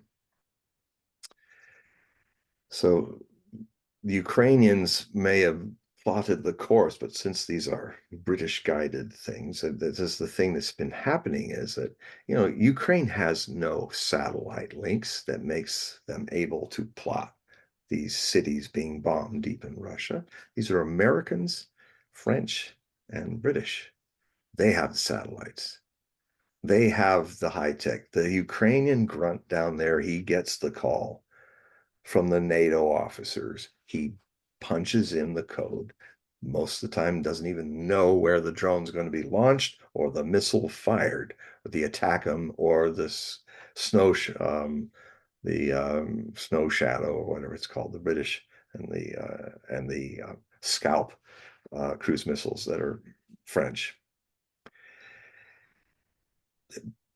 The Russians, we're all alive today because of Vladimir Putin's cool head and his Security Council, some of the most talented bureaucrats on the planet who are faced with their opposites in the West, who are some of the most infantile, immature people that have ever wielded power. I've never seen more stupid people wielding power who believe their own propaganda and they have nuclear powers. I mean, even the dumb leaders of 1914 that stepped into World War I were Einsteins compared to these pieces of work that are, Mr. Biden, who's sitting in invisible chairs, turning his back. And so everybody else in the Normandy thing turned their back. I mean, come on, folks, this man needs to be in an old folks home. You do not put that kind of a man in office, but he's there. This is the infantility that America is suffering from. And then you throw 34 brazen counts, which are misdemeanors, on the man who could beat him. And, this is like beyond Banana Republic. I mean, I don't think the Argentinians and the Nicaraguans and the other Hondurans and all, I don't think in their worst day were they this brazen. They made it look almost legal. These people are just doing it. Um, and it's Well, probably you bring up a good point, and I didn't mention this at the before we started the show. At the Harvard Club, at the bar, all right, there are two TVs, mm, all right. mm, The one on the left is usually CNN, usually, all right, and then the one on the right captive is audience, usually it's usually the local news, all right. just like the airports. It's the All only way right, they get a crowd anymore. so it was that Thursday when the verdict came out, Yeah. all right, and on my right side, it was surreal, John. It was literally surreal. Okay, I'm sitting there, I'm waiting for an event, all right, and I'm looking at CNN, and the verdict is out, all right, and there's this cheering on the right side of the bar, a group of maybe 5 or 6 people, all right, of different nationalities, you know. One was Asian, some were guys, some were gals, some were white, some were Indian, but they all cheered. All right. Yeah, we got them, right? And then my left, all right, was actually the president of the club. Younger is his name. Mm. And he happens to be a lawyer. All right. And he was talking to another lawyer that used to be actually in JAG. All right. Yeah. Military Right, lawyers for people that right, don't understand right, military right, counsel. right, right. So they were talking, some legal stuff. Actually, it wasn't even related to the case. It was actually related to some sort of um, trial that they just wrapped up Yeah. for their practice. That was totally unrelated. So they weren't really talking about, what was going on with Trump. So I don't know really their reaction to it. And they Mm. were the lawyers, so they kind of like ignored it. But the non-lawyer types on my right side, Yeah. it was just so naive. It was just so orange Childish. man bad. He has to be bad, and anyone that's for him must be bad also. And it was just, I just like, I, I just felt Binary like, thinking. yeah, He's a yeah, one or he's a zero. yeah. I mean, it's just, and they just kind of bought into that mainstream media, MSNBC, CNN, I mean, the Goebbels, if he players. were alive, he would think, God, if only I had CNN and Fox and the legacy networks of the United States, we could have won the world. Yeah, How yeah. dumb it's made people. It's No, like I a mean, Big Brother hate session from Orwell's 1984. It's that bad. you're right. Absolutely, absolutely. And Big this is, Brother, and yeah, all of a sudden they're it like, was, oh, yeah, So I Big mean, Biden. Doesn't matter. He yeah, has no brain cells. He's Big Biden and the evil orange man. right. So there is this, there's a big part of the United States that wants to demonize Trump supporters and Trump and a potential new administration. Yep. But there's this other side that actually is galvanizing because they see that there's a weaponization of the judicial system. And so there were many that were on the fence that may have not have voted for Trump in 2024, but most likely will Yeah. because they're pissed off at what they're seeing Well, with and that gets how, back. Yeah, go ahead. Yeah, go ahead. yeah, through law, with Yeah, lawfare. lawfare. Um, the that's why I was saying how things come back in reverse image. And what's happening is the rebellion. This gets into what's been reported today in the European Union parliamentary elections. A major tilt to the populist in all the elections. Um, it used to be called the Front National. The Le Pen people in France did did this amazing boost. It was so bad that Macron, the president, had to literally come up and when he saw the exit polls and he said, okay, this is very heavy, but he basically immediately ordered the government to empty the parliament and start snap elections. The first wave in the 30th of June, the second wave on the 9th of July, I think, or the 7th of July. Now, we're also having this big mistake that Richie Sunak, the unelected prime minister, the prime minister of the conservative regime that's running Britain, they're in such a bad mess that they were supposed to have the election in November, but he moved it up to July 4th. Right. I don't know, bad choice since that was the American Revolution Day, and maybe there's some British who want to join the revolution 248 years later.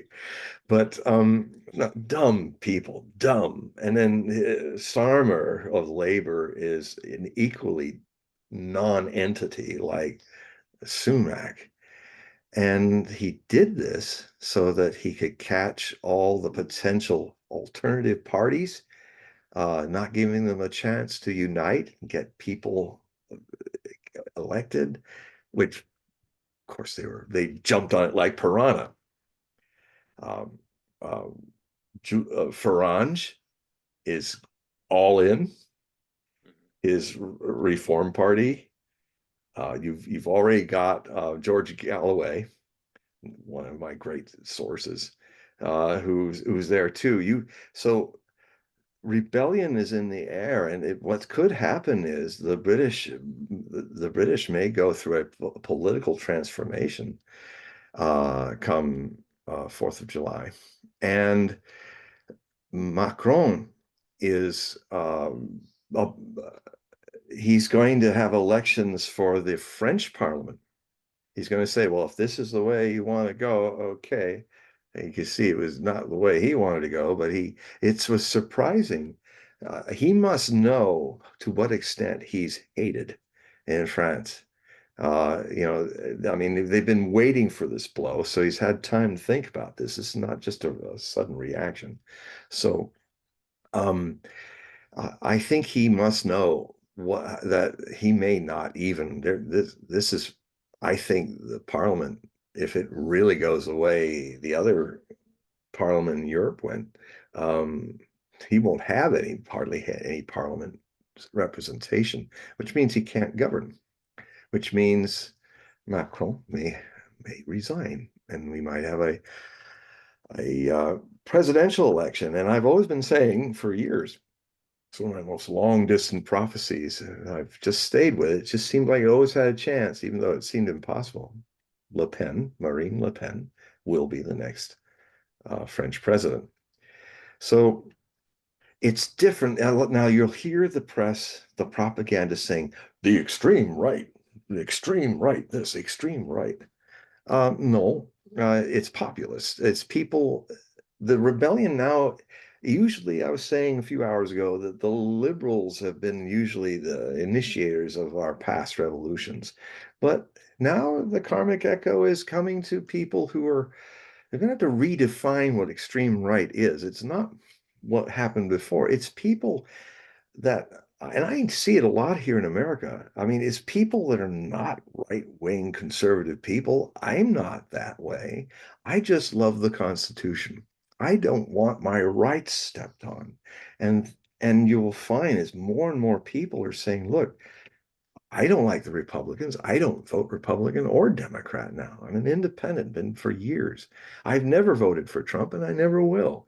But I wouldn't also vote for an idiot like Biden or all these woke fools, wokeadilics, it's wokeadoodles. And then, or somebody like that strange creature that lives down in South Carolina as a senator, Lindsey Graham, who's openly defending, wants a nuclear war with Russia. How can that go bad?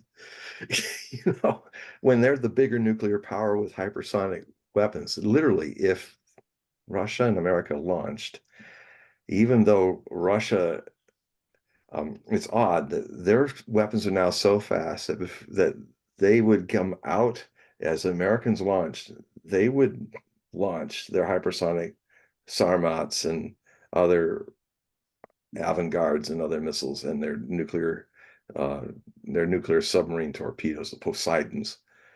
Um, even even if America was the first launch, before they got too far in the sky, all the Russian bombs would hit America. So even though they did not shoot first, the Russians will hit first if that happens. So they don't want that to happen. See, the Russians see their weapons as deterrents. They will use them if they are attacked. Um, so this is the key thing that happened. Really, it was a whole new threshold at the end of May. I never that that is so beyond the pale, attacking early warning systems. My God, if we even thought about getting near one during the Cuban Missile Crisis, the missiles would have been flying. And so there's this lack of memory about what kind of devastation nuclear war will cause. And me, as a person studying prophecy, making prophecies, I Stormberger's prophecy in my book about the new Cold War, Stormberger's prophecy is very clear. He said,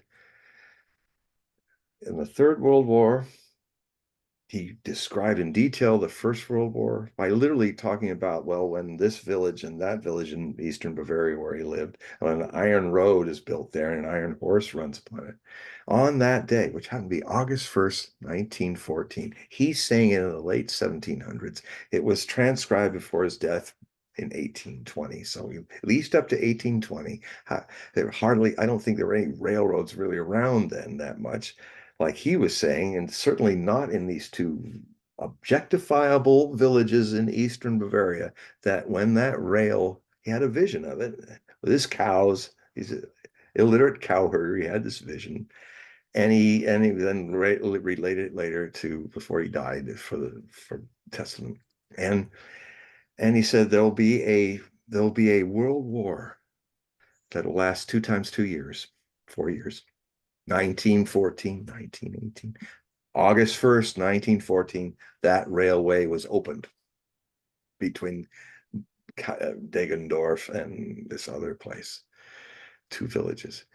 And he said there'd be new weapons not seen in any war before. You would see weapons from the sky, airplanes, and also gas in the air, and great weapons that blow the earth. In the trenches in the Western Front, they were constantly at the Somme and other places putting, because of all the miners on both sides, putting these huge explosions.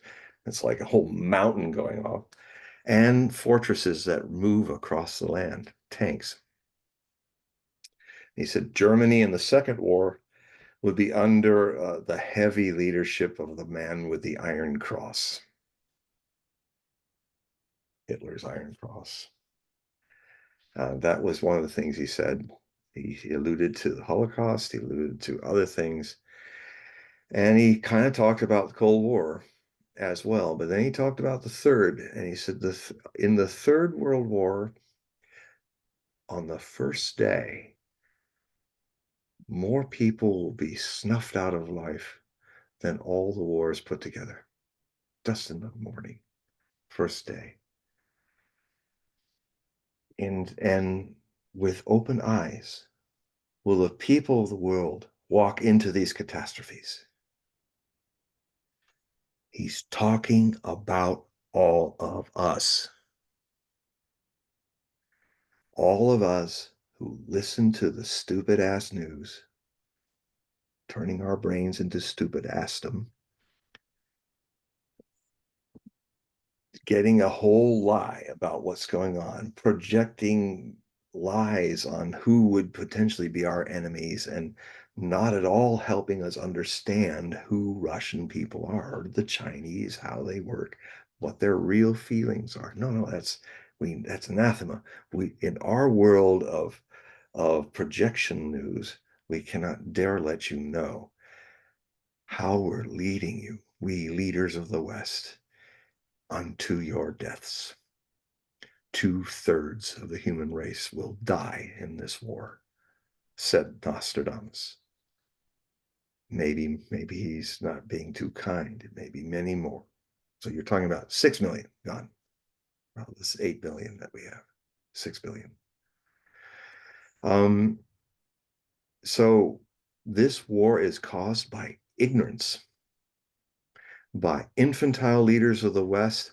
And Nostradamus, my next set of articles later in July, I'm going to look at century 9, quatrain 55, which is chillingly describing the West preparing a war against the East. It means in contemporary terms. And when they're doing it, as they're planning it a year after, there'll be such a horrible plague that will come. Now, in other parts of Nostradamus's prophecies about plagues, he talks about these plagues being man-made. So I withheld publishing a book until I could find a climate in the world where people were open to hearing what really happened with COVID and what it's doing. So I wasn't going to waste all my effort putting a book out that would be immediately banned, and maybe my Amazon, all my books being banned. What's the point? There was no one. So I've been saying it surreptitiously in shows and all, but I had to wait a few years to find a climate where enough people were waking up from what the jab plague has been doing. And it's and how, with being careful here, because I understand there's still a lot of that. I still don't know for sure if I'll get banned, but I'm going to put it out anyway now this year. The cure, let's just simply say the cure was far more deadly than the disease.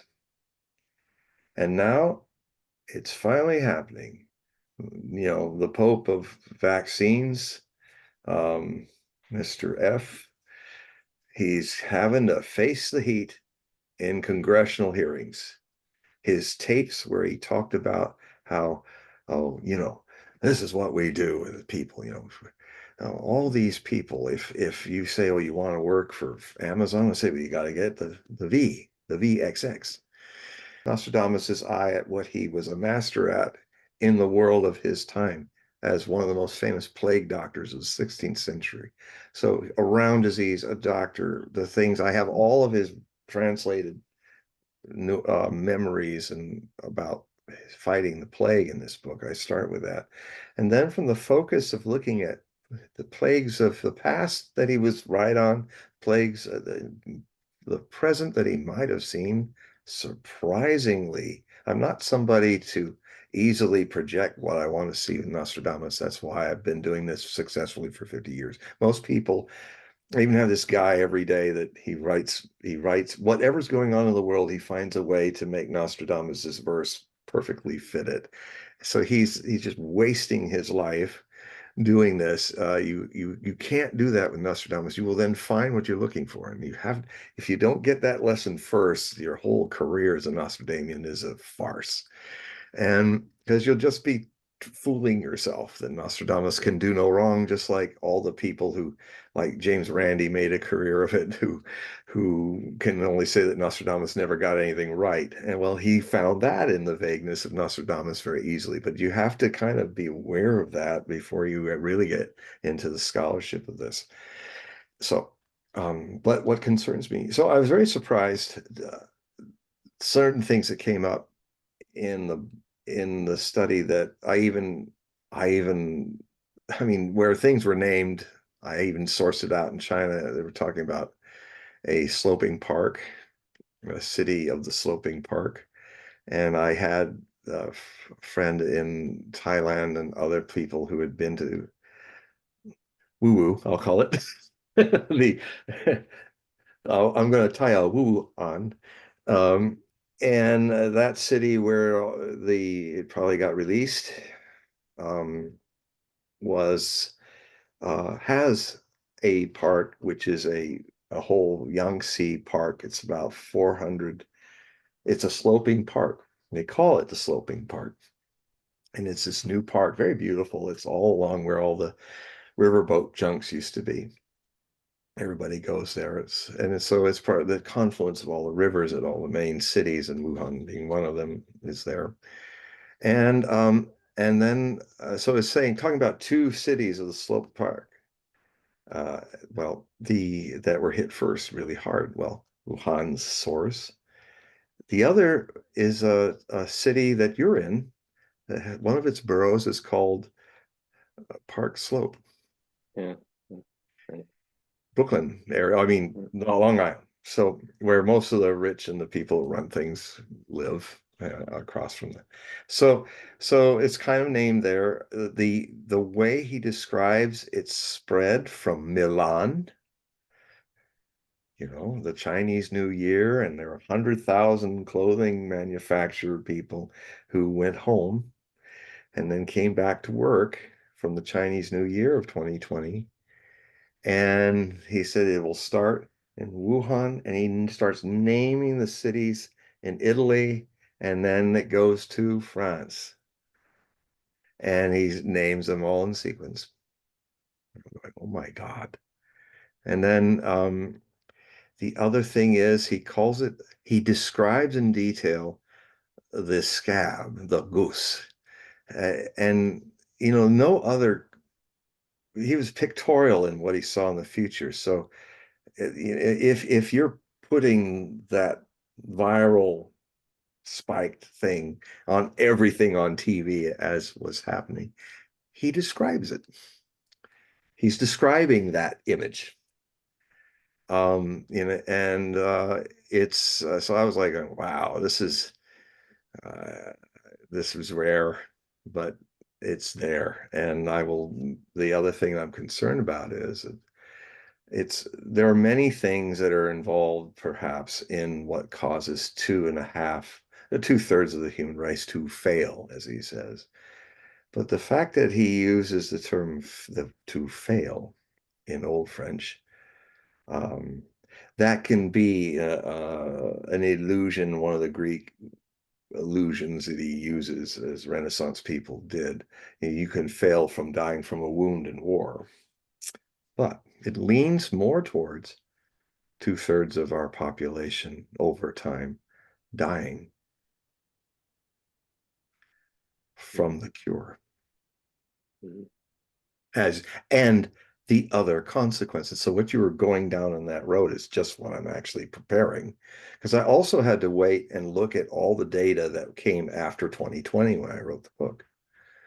I mean, I had the premonitions, but now I didn't have the data. So, since I'm walking a tightrope here with the data and all, I have to have the data. So I had to wait 2 years and, using my own instincts of futurology, I knew that eventually these crimes against humanity would hatch out because they're too vast to be hidden. Mhm. And, this is even before turbo CA and CER started to happen. And again, there is sometimes the deep motivations of unconsciousness of us without more awareness. There's and this is going to get into weird woo-woo land of prophecy. And this period of time has always been a time where um a reckoning like this year, and more reckonings coming, is really expressing that the human race has reached a point of habitual unconsciousness that Osho, my teacher, saw back in the 80s. He said the world can no longer tolerate this unconscious human race. And especially so, it's not like animals being unconscious. These are creatures that are meant to become awakened, to be aware. And the critical mass of all the ego conditioning, all that is burying every child's Buddhahood and Christ consciousness into into a personality. And it's always been happening, but we passed a critical mass in the late 80s when we crossed 5 billion mark of the planet's. Native peoples of the world have been telling me that what it did is, at one point it created an energy increase in the human race, but the human race is now more a multitudinously unconscious robotic people. I mean, I just say, just sit in the red light and look in the city at the people crossing and the people in the streets. Everybody's like, you know, it is the nature of people were to take their awakening, their Buddha nature into this world and turn it into a paradise, to use a Buddhistic term. But the reality is, ego, the parents and everybody, for unconsciously, not their fault really. Everybody who sees you coming in say, well, we got to make you, educate you so you can survive here. But the education is about ego, division, under the illusion of separateness from others, that they're only waves and there's no ocean in them. There's no body. The body mind vehicle is not driven by a soul driver. It's driven by the car itself. You are the car. Now, you tell that to people and they stop driving on the freeway, and guess what happens? A lot of accidental, good and bad. I mean, and so there is a quality of this unconsciousness that people don't understand, is the more education you have, the more intellectual bling you have to play with, does not make you wise.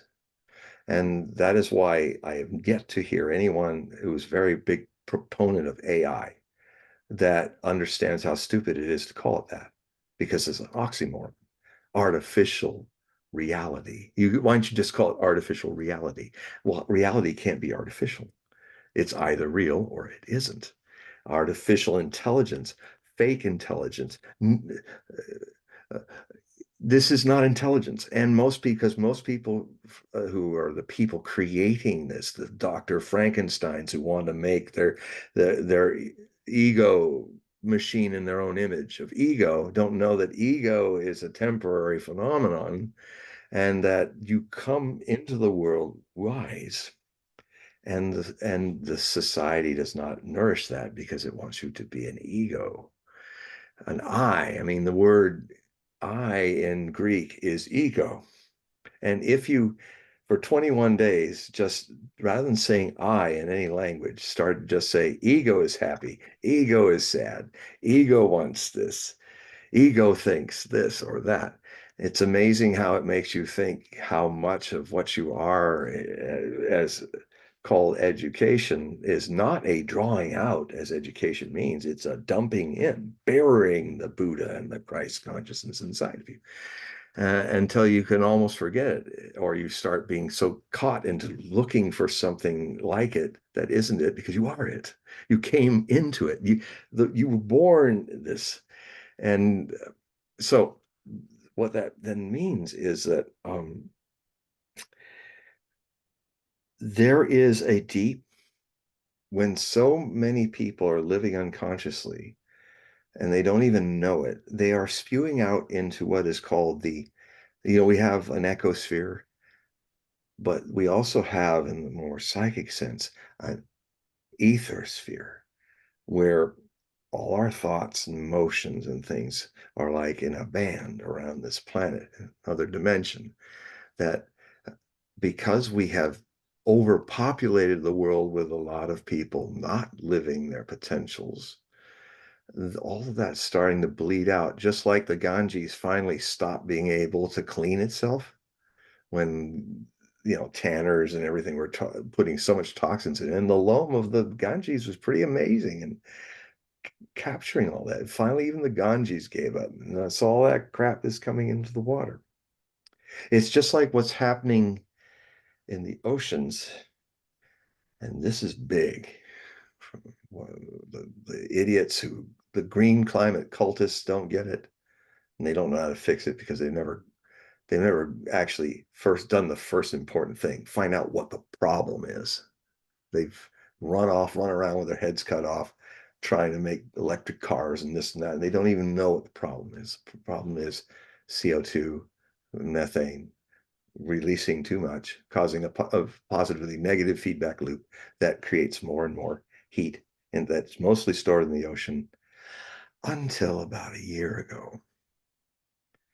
The ocean, like the Ganges, is giving up its heat. It's giving up its 400,000 Hiroshima bomb blasts per annum. That heat, the ocean has embraced it, but now there are pools welling up.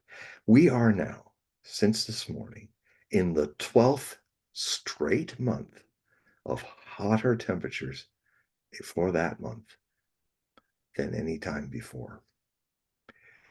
The world is starting to heat up faster. As unfortunately, 30 years ago, I was saying, look, the people say it'll really get bad at the end of the century. I said, no, you're going to have to bring that way up closer.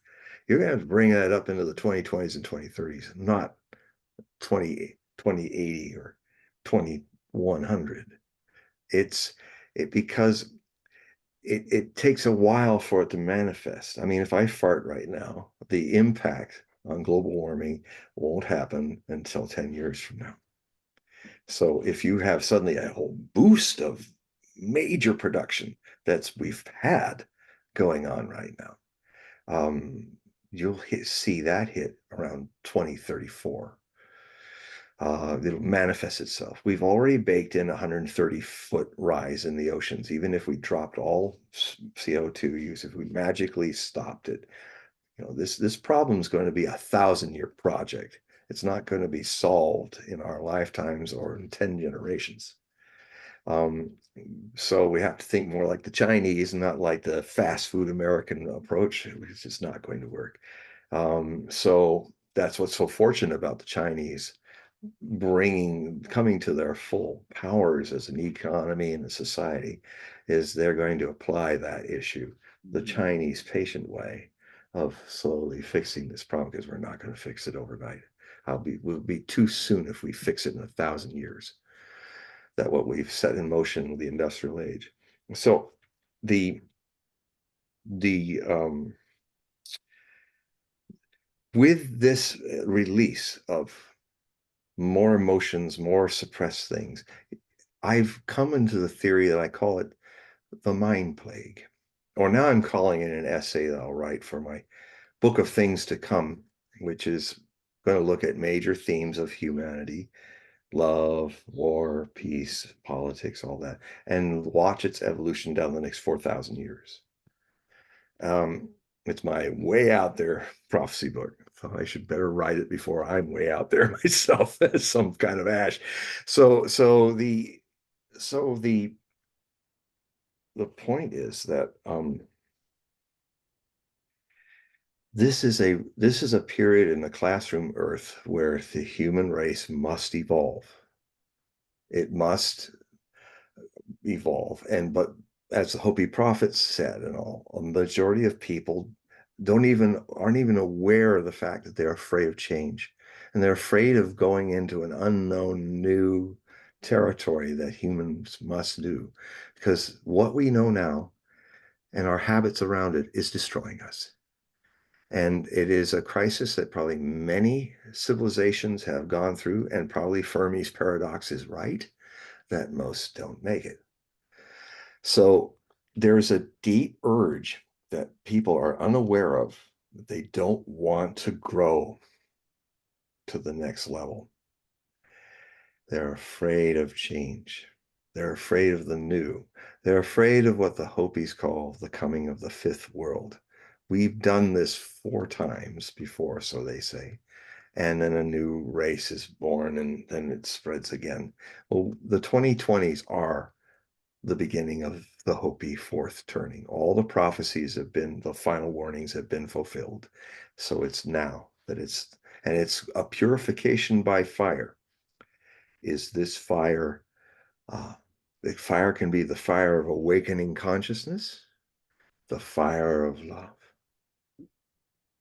or it can be the fire of global warming, or the fire of thermonuclear war. So the human race, the problem is the vast majority of people will never grow consciously in their lives. Not that they don't want to. If they knew about it, even they knew about it, they won't, because the system is set up not to help that to happen. And it's kind of always been that way, but it's more important now because no, we always had jerks and people in the world when there were a few million to 100 million to a billion in 1800. And well, I used to say to my mom, the problem isn't that people are worse than they were in the past. There's just too many of them doing the same thing, multiplying the darkness. And so what power does darkness have? It can cover most of the body of the universe with little stars around it. It's vast. Darkness is endless. But darkness, if you light a little candle, all that darkness can do nothing to put that candle out. So this metaphor is about this. The difference between vast darkness. So unconsciousness is like darkness. It exists in mass mob-ishness. If you ever want to see human beings acting in a very unconscious way, watch what happens to mobs. When people get lost in a crowd of people going off to do this or do that, um, you have, or it's like all the girls screaming in Beatles concerts, and they're just like melting down, and it's just pure hysterics. The Beatles were so shocked by it. That's why they stopped doing concerts. That's why I said, we're just going to go in the studio and make music. We don't want to do, no one's listening to us. They're all going, that's unconsciousness, very active in Yankee Stadium back in the 60s, late 60s. So unconsciousness is a quantity. It's an endless quantity. However, it is counterbalanced because the metaphor of the candle. If all the darkness in the universe cannot put out a candle, that tells us that the light of the candle is a quality of consciousness. So I'm writing a lot about this now and talking about it more and more than I ever did before, because we are on the razor's edge this year, especially. If we get through the summer, that'll be something. We probably will, because I've seen this coming since I was my 7th-year birthday, when I had the premonitions about a few days before that about the Cuban Missile Crisis. And as a boy in the last days of his 6th year on Earth, I was having to confront very adult shocks that were coming to me. That I started seeing thermonuclear war as it is, not as a child. And it changed me. It made me interested in world events since I've been 7, and history, and I've studied history like a doctor studies a pathology. And it's not that I love the pathologies I'm constantly confronted with. Mr. Alzheimer's didn't love Alzheimer's disease. Mr. Parkinson's didn't like Parkinson's disease.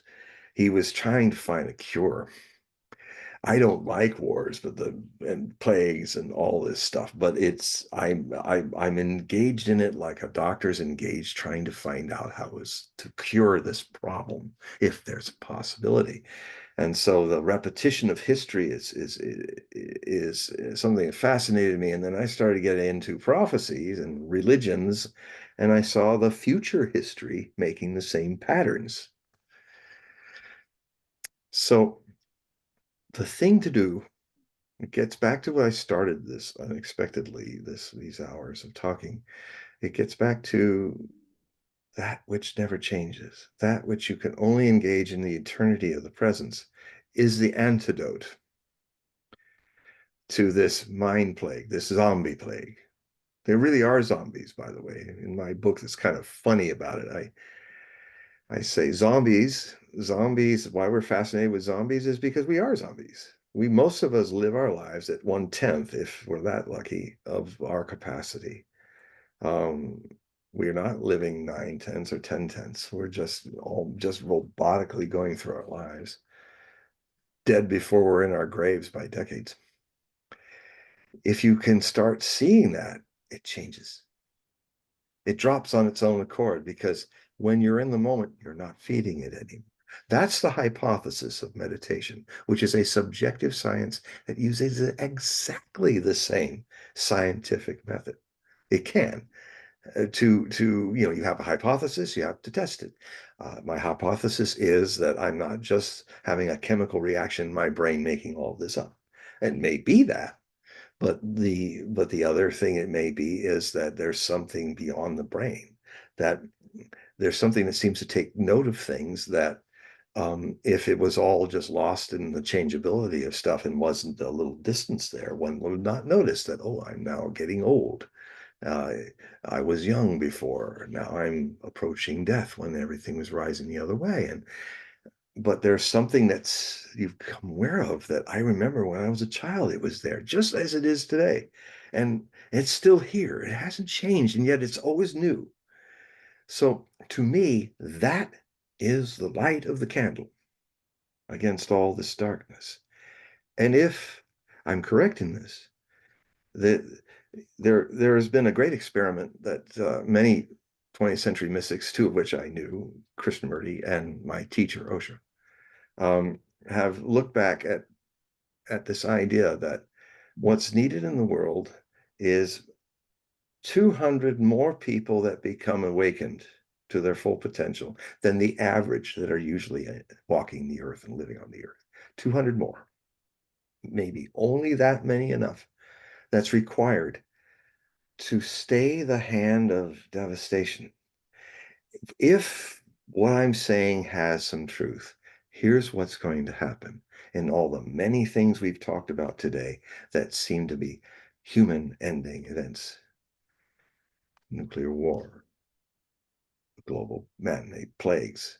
All of these are gestures of, I don't want to move any further. I'm in an existential crisis. It's like the human race is now in puberty and it wants to jump off a cliff because things are changing and it doesn't want to go. That's, this is a suicidal feeling is there in the human race. It's not conscious. If it were conscious, you could see it and transcend it, but it's there. I see it in people. It is their dream they dare not look at. But the whole world, from the great to the small, have deep inside them this fear of, like puberty, I'm changing whether I like it or not. And they're afraid of it, and they will do things to commit auto-human suicide. The old humanity, my teacher used to call it, is desperately, unconsciously seeking to annihilate itself. It's afraid. And like the Hopi prophecies say, they will mostly drop dead from their own fear of change. But the minority of people who are boldly stepping into the new, the unknown, who have the courage and the intelligence, they will move on. But if what I'm saying is true about the 200, Osho would be asked, "What are the 200 already here?" And he'd go, mm-hmm, yes. Now, Osho would only answer a question according to how you asked it. And the person didn't ask the question with more awareness. This is what I would have said. Osho, are not only the 200 here, but are all 200 of them remembering their awakening? Have they already remembered? It would be interesting to hear what you would have to say with that. Because, so if they are awakened, if we have 200, because here's where the crisis helps. There's where that strange, the quiver I was talking about, how the dissonance is a friend of the harmony. It makes something in between, which is beyond both. These dark times and these threats are scaring a lot of people, and they're scaring a lot of people to really look hard at reality in ways that they hadn't before, because there's also another side of humanity, the survival mechanism. We don't want to be destroyed. So that's getting activated. These times are eventually going to force a lot of people to start looking at stuff that in more sleepy, nice, cuddly, warmy times they would never look at. When all their goals and stuff are shattered. I mean, just myself, I have all these projects that rich and wonderful, and I'm facing the fact that this may all be gone the next day, more than it's ever been before. So I keep writing them, but I'm also aware of it may just all go, which is true of anybody's life. But because of an unusually dark or intense time, it magnifies people's attention to either go suicidal or look at themselves in a way they never looked at before and be transformed. So as much as the energy is dark there to create destruction of humanity, there's an equal amount of light that is being attended to. People are being shocked, forced by the circumstances to either go mad, self-destructive, or look at their true nature that isn't this. And that so these times actually create more of a possibility of an extra 200 people getting enlightened than more happier times, more easy times. So this alchemy, it's just like coal. I've said this before on the show. It's like darkness is like all this coal that's trying to pressure on itself. And why? It doesn't know why. It just can't help it. It's press. And suddenly in the middle of it, diamonds. It turns into diamonds. So diamonds can't be created without the pressure. And humanity can't evolve without the crises being global on many levels. And the other thing is that a whole lot of the world is actually going towards something really beautiful right now. This this community of sovereign nations with a money system that will not cause them to be blackmailed or sanctioned. And of course, the one side, the 500 years of the West that's been running the world like that, with America being the crystallizing worst part of it. They're seeing their world disappear. And that's another problem that, if I can't control the world anymore, I'll take it down with me. I've got the bombs. That motivation is also that kind of cathartic. Well, fuck you all people. Boom. Well, but in fact, we didn't get to Scott's thing, but Scott talked about this. And I will at least share this one thing he said. And if you guys want to hear his whole transcript of the day before he got stopped from going to Russia. Although, by the way, he was in one, they put him online. He was in a New York studio and he got to get to be a guest on one of the two panels that he was supposed to be on. And it was wonderful. So they didn't completely censor him, and he was brilliant on it. Anyway, he talked about there was a certain nuclear doctrine, and he had a guy named Polk, who was William Polk, who actually was with Kennedy, a close aide during Cuban Missile Crisis and all that. So he got it from this source that every president has the guys that are head of nuclear turrets and all that. They always come to the president and they hand him this thing he's got to sign. And what often happens, I think Polk heard it the same as much as Scott related the story. He was like, Kennedy was saying, "This is insane. You can't make me do this. I can't do this. This is absolutely insane and horrible." And what it was is there was this idea, you kind of hear jokes about it in Dr. Strangelove. And he says, well, you know, if we have our own bombs down in the caves, we will not have a cave gap. We'll come out of the caves as the dominant, whatsoever left of civilization. We have to have the most dominance of what's left. So, you know, Scott was talking about how, okay, the launch happens.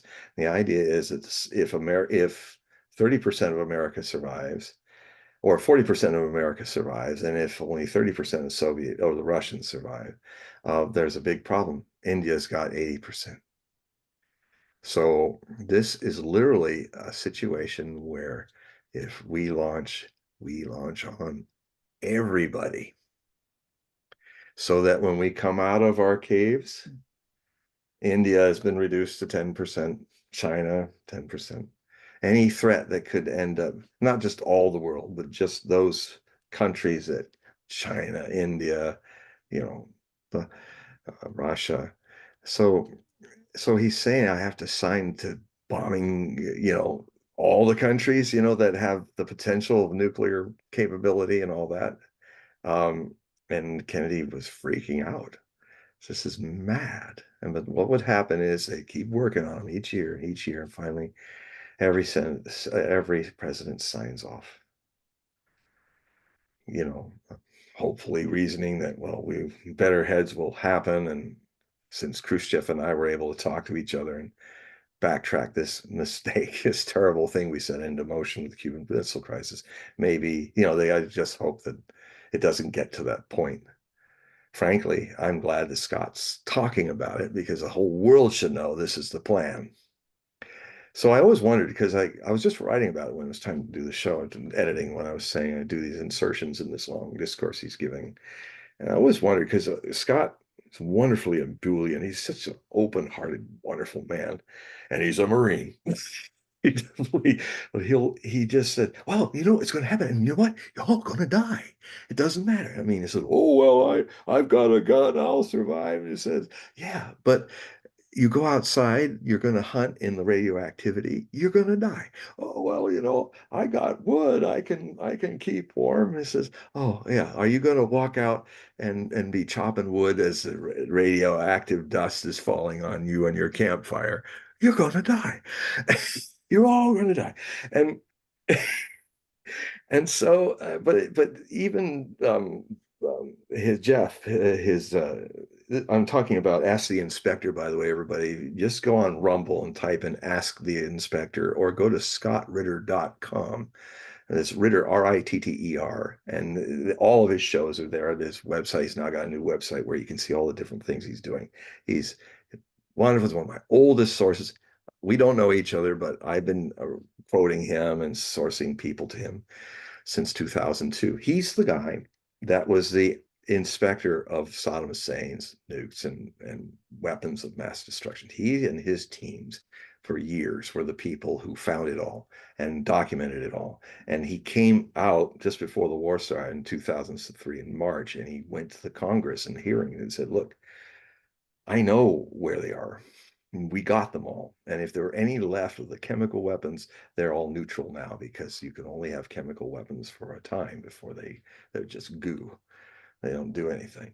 So he doesn't have weapons. So, you know, here's Scott, this one guy, former Marine intelligence officer major, who then uh, also went to when the INF treaty was created at the end of the 80s, he to banish all intermediate range missiles, nuclear missiles. He went to some of the Abatinsk or one place where they build the SS-22s.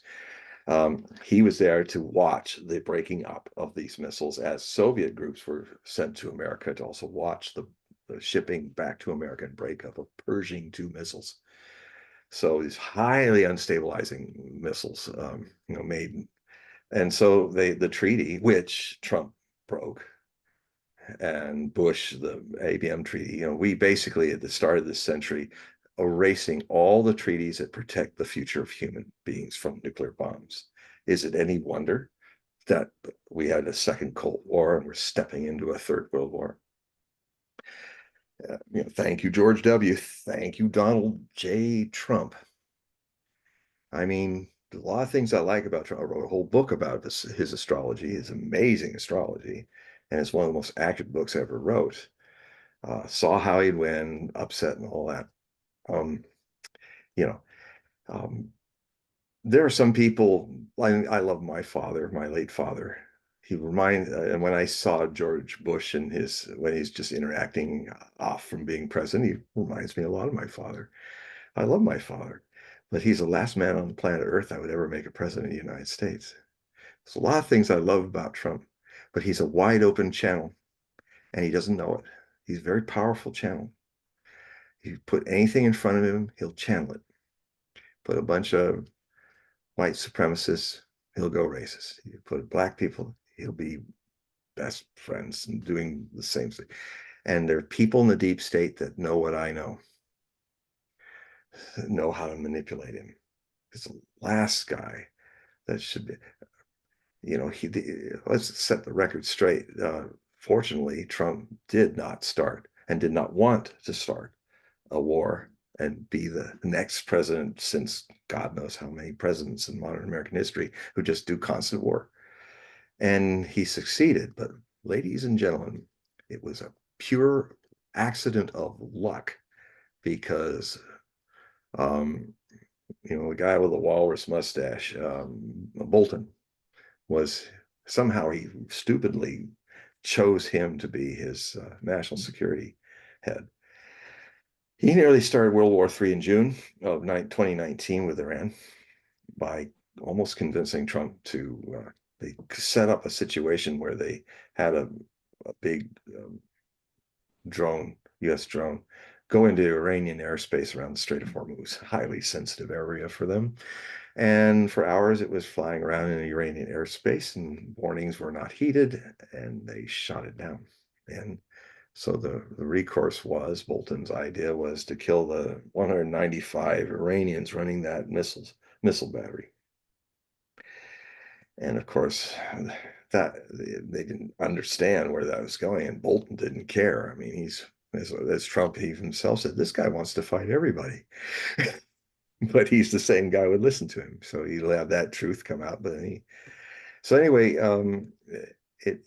Trump in the last minute pulled it back because he finally reasoned after I think some other Pentagon people told him to what extent the whole Middle East would erupt, that Iran being struck on his territory, they would launch everything they've got. Every oil rig in the area would be ash from the war. The world would have a collapse of its economy from the oil that it needs. And America couldn't even a year, if they got all the resources in to attack Iran conventionally, wouldn't win. So he then mused with the lips, why do we have to kill people because a robot plane was shot down? That's what he said, and he stopped it. But that was one of two times. The other one, he didn't heed anything right. He went after this idea that Soleimani was this evil guy of the Iranian who was going to start some terrorist event. Never happened because he wasn't. He was the man who defeated ISIS more than the Americans ever did. In fact, CIA even honored him the year before and says, yeah, without you, this wouldn't have happened. And they also murdered in his motorcade the chief and popular Iraqi general who was his general patent to Soleimani's Eisenhower. These are the people that lost 35,000 men killing ISIS in Mosul and really defeating ISIS and stamping it out. And by the way, I must add, a lot of those guys are still in service. And if the Hezbollah thing goes off, there you're going to see 200,000 Iraqi militia backing up the 150,000 Hezbollah going in to take northern Israel. That's what's looming if they go all out.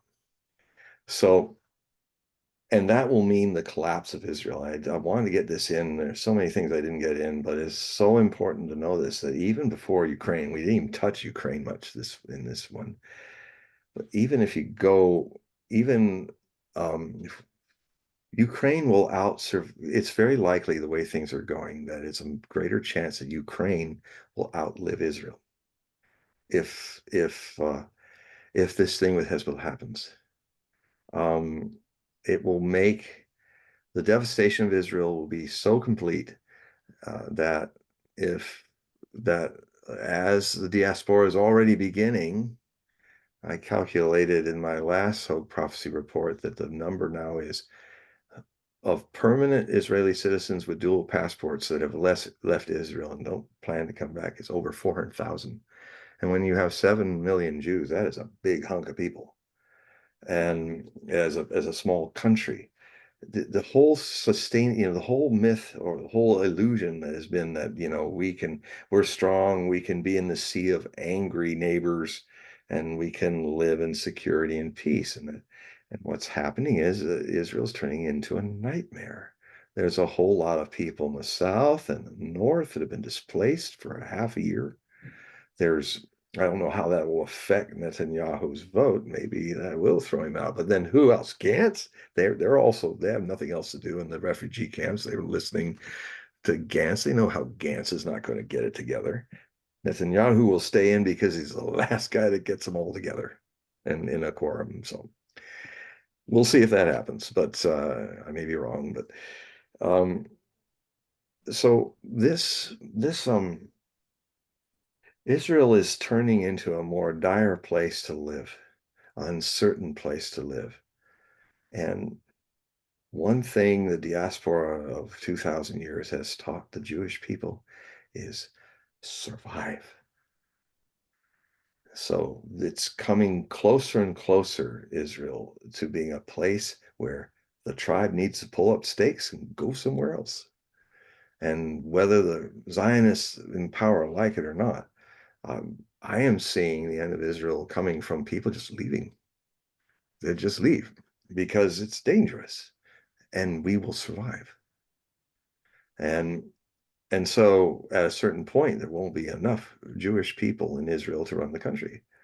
And the country will then simply cease to be from people leaving because it's no longer a place that's safe and secure and peaceful. It's always constantly looking over your shoulder at 400 million Arabs and 81 million Iranians. I mean, it's such a toxic situation. I sometimes think that it may even be in some way a collective trauma from the Holocaust and many other Holocausts and things that have happened to Jews over the centuries. That is kind of a collective, not quite psychologically seeing it, that it's like a PTSD for the Jewish race that has gone through so much in the last 2,000 years. But now it's self-destructive. So this may happen. I hope it can be resolved. My idea is to see Palestinians and Jews live in one country with equal rights. And I think no matter where it goes, if it has any future, that's the only future it has. There will no The two-state solution is dead. It was not a good idea anyway.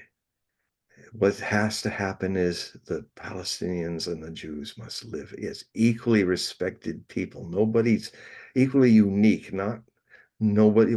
These are the master race, a seed of Abraham against the untermenschen race of Abraham. This is not what the Bible says. And the 3 or 4 opening messages of God to Abraham, according to the Bible. And he got those messages when there was no Isaac. He had not been born. So only the Arab seed was flourishing in Ishmael. I think Ishmael was a teenager when he got the first big messages that Eretz Israel, the lands given to the chosen people, were meant, and I quote from it, for all of his seed. That's what it said, all of his seed. That means the Arabs too. And I still say the best thing I hope will happen is that Israel will be replaced by a nation called the seed of Abraham, in whatever Hebraic way that sounds. and then that all the seed of Abraham will live in peace and respect with each other and tolerance. Um, Coexistence is a very ugly state of being. It is means we hate each other's guts, but we will pretend to be civilized. I mean, there's a wonderful card in the Osho Zen Tarot deck, which is called um, Compromise. These two samurai warriors who hate each other, but they're well known. The whole community of samurais are watching them, and they're all standing. And the most they can do is touch the other guy's little fingertip like that. And then if it, oh, that's coexistence. Thank you, thank you. It's just pretense crap. What they want to do is pull out their swords, go at each other, and so that's what's going on in Palestine and Israel right now for a long time, since 48 and before. It's these periods of coexistence and then murdering each other. So it's got to end. And so there's a situation, the sign of where something must evolve or it destroys itself. That's what's happening in the Middle East. But at the same time, in Iran and Saudi Arabia, they've changed their enmity. So both things are happening. I would never dream that the Iranians and the Arab Peninsula would bury the hatchet. They did in one weekend with the Chinese, who are not into this kind of stuff. Should send the Chinese to other war areas to solve the problem, but then that would end the military-industrial complex. More business would die again. That's exactly why the neocons were created. They went, we just won. We got peace. This is terrible news. Where's the chaos and perpetual disorder that allows us to prepare for war, contain wars that we concoct? Because just like what's going on with the sickness industrial complex, make a lot of money killing people in the name of peace, in the name of health. So, Ta-da! right, so we'll have to end it there. It's been I don't 3 hours, even know a what little bit time it is. more Oh than my 3. God, it's 10 o'clock. Yeah, a little bit more than 3 hours. But I want to remind the audience, please click the link in the description box of this video and all the videos I've done with John. That link will take you to his website. You can sign up for his periodicals. You can also sign up for a reading. I've done a reading. It's interesting. You'll learn a lot. So, please go to the website, help support John.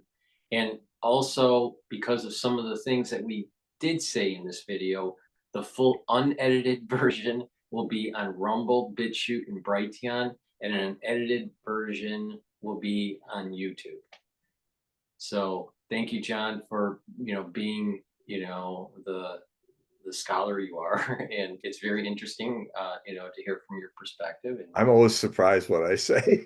you know, So I'm also in the audience. well, the thing is it's a nice free flow, conversation, and I'm glad that we were able to talk a little bit about kind of the similarities between nuclear war and what we went through with the crisis in 2020.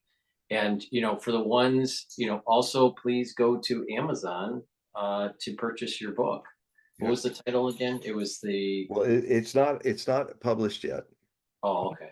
because I had to hold it off, but later this year it'll be out. Also, an update of my book, Nostradamus and the Antichrist, codenamed Mabus, will also be coming out, especially around October, I hope, because of a commentary potential that's happening, which is part of the famous prophecy about Mabus, the third Antichrist, that could uh, we might have it makes sense with everything that's portentous going on in our world that we might see a great comet in all this, as bright as the comet of 1812 or something like that, before Napoleon went to Russia. They're harbingers of change, and so I'm going to try to release it in September so that when the comet mid-September when it's out. My So understanding, there was a comment also right before the plague of 1665. of which was 1665. 65. I thought there was a comet right before or right after 1665. Well, Like, Nostradamus described the comet, and how he described it was exactly what happened in 1577. when it came.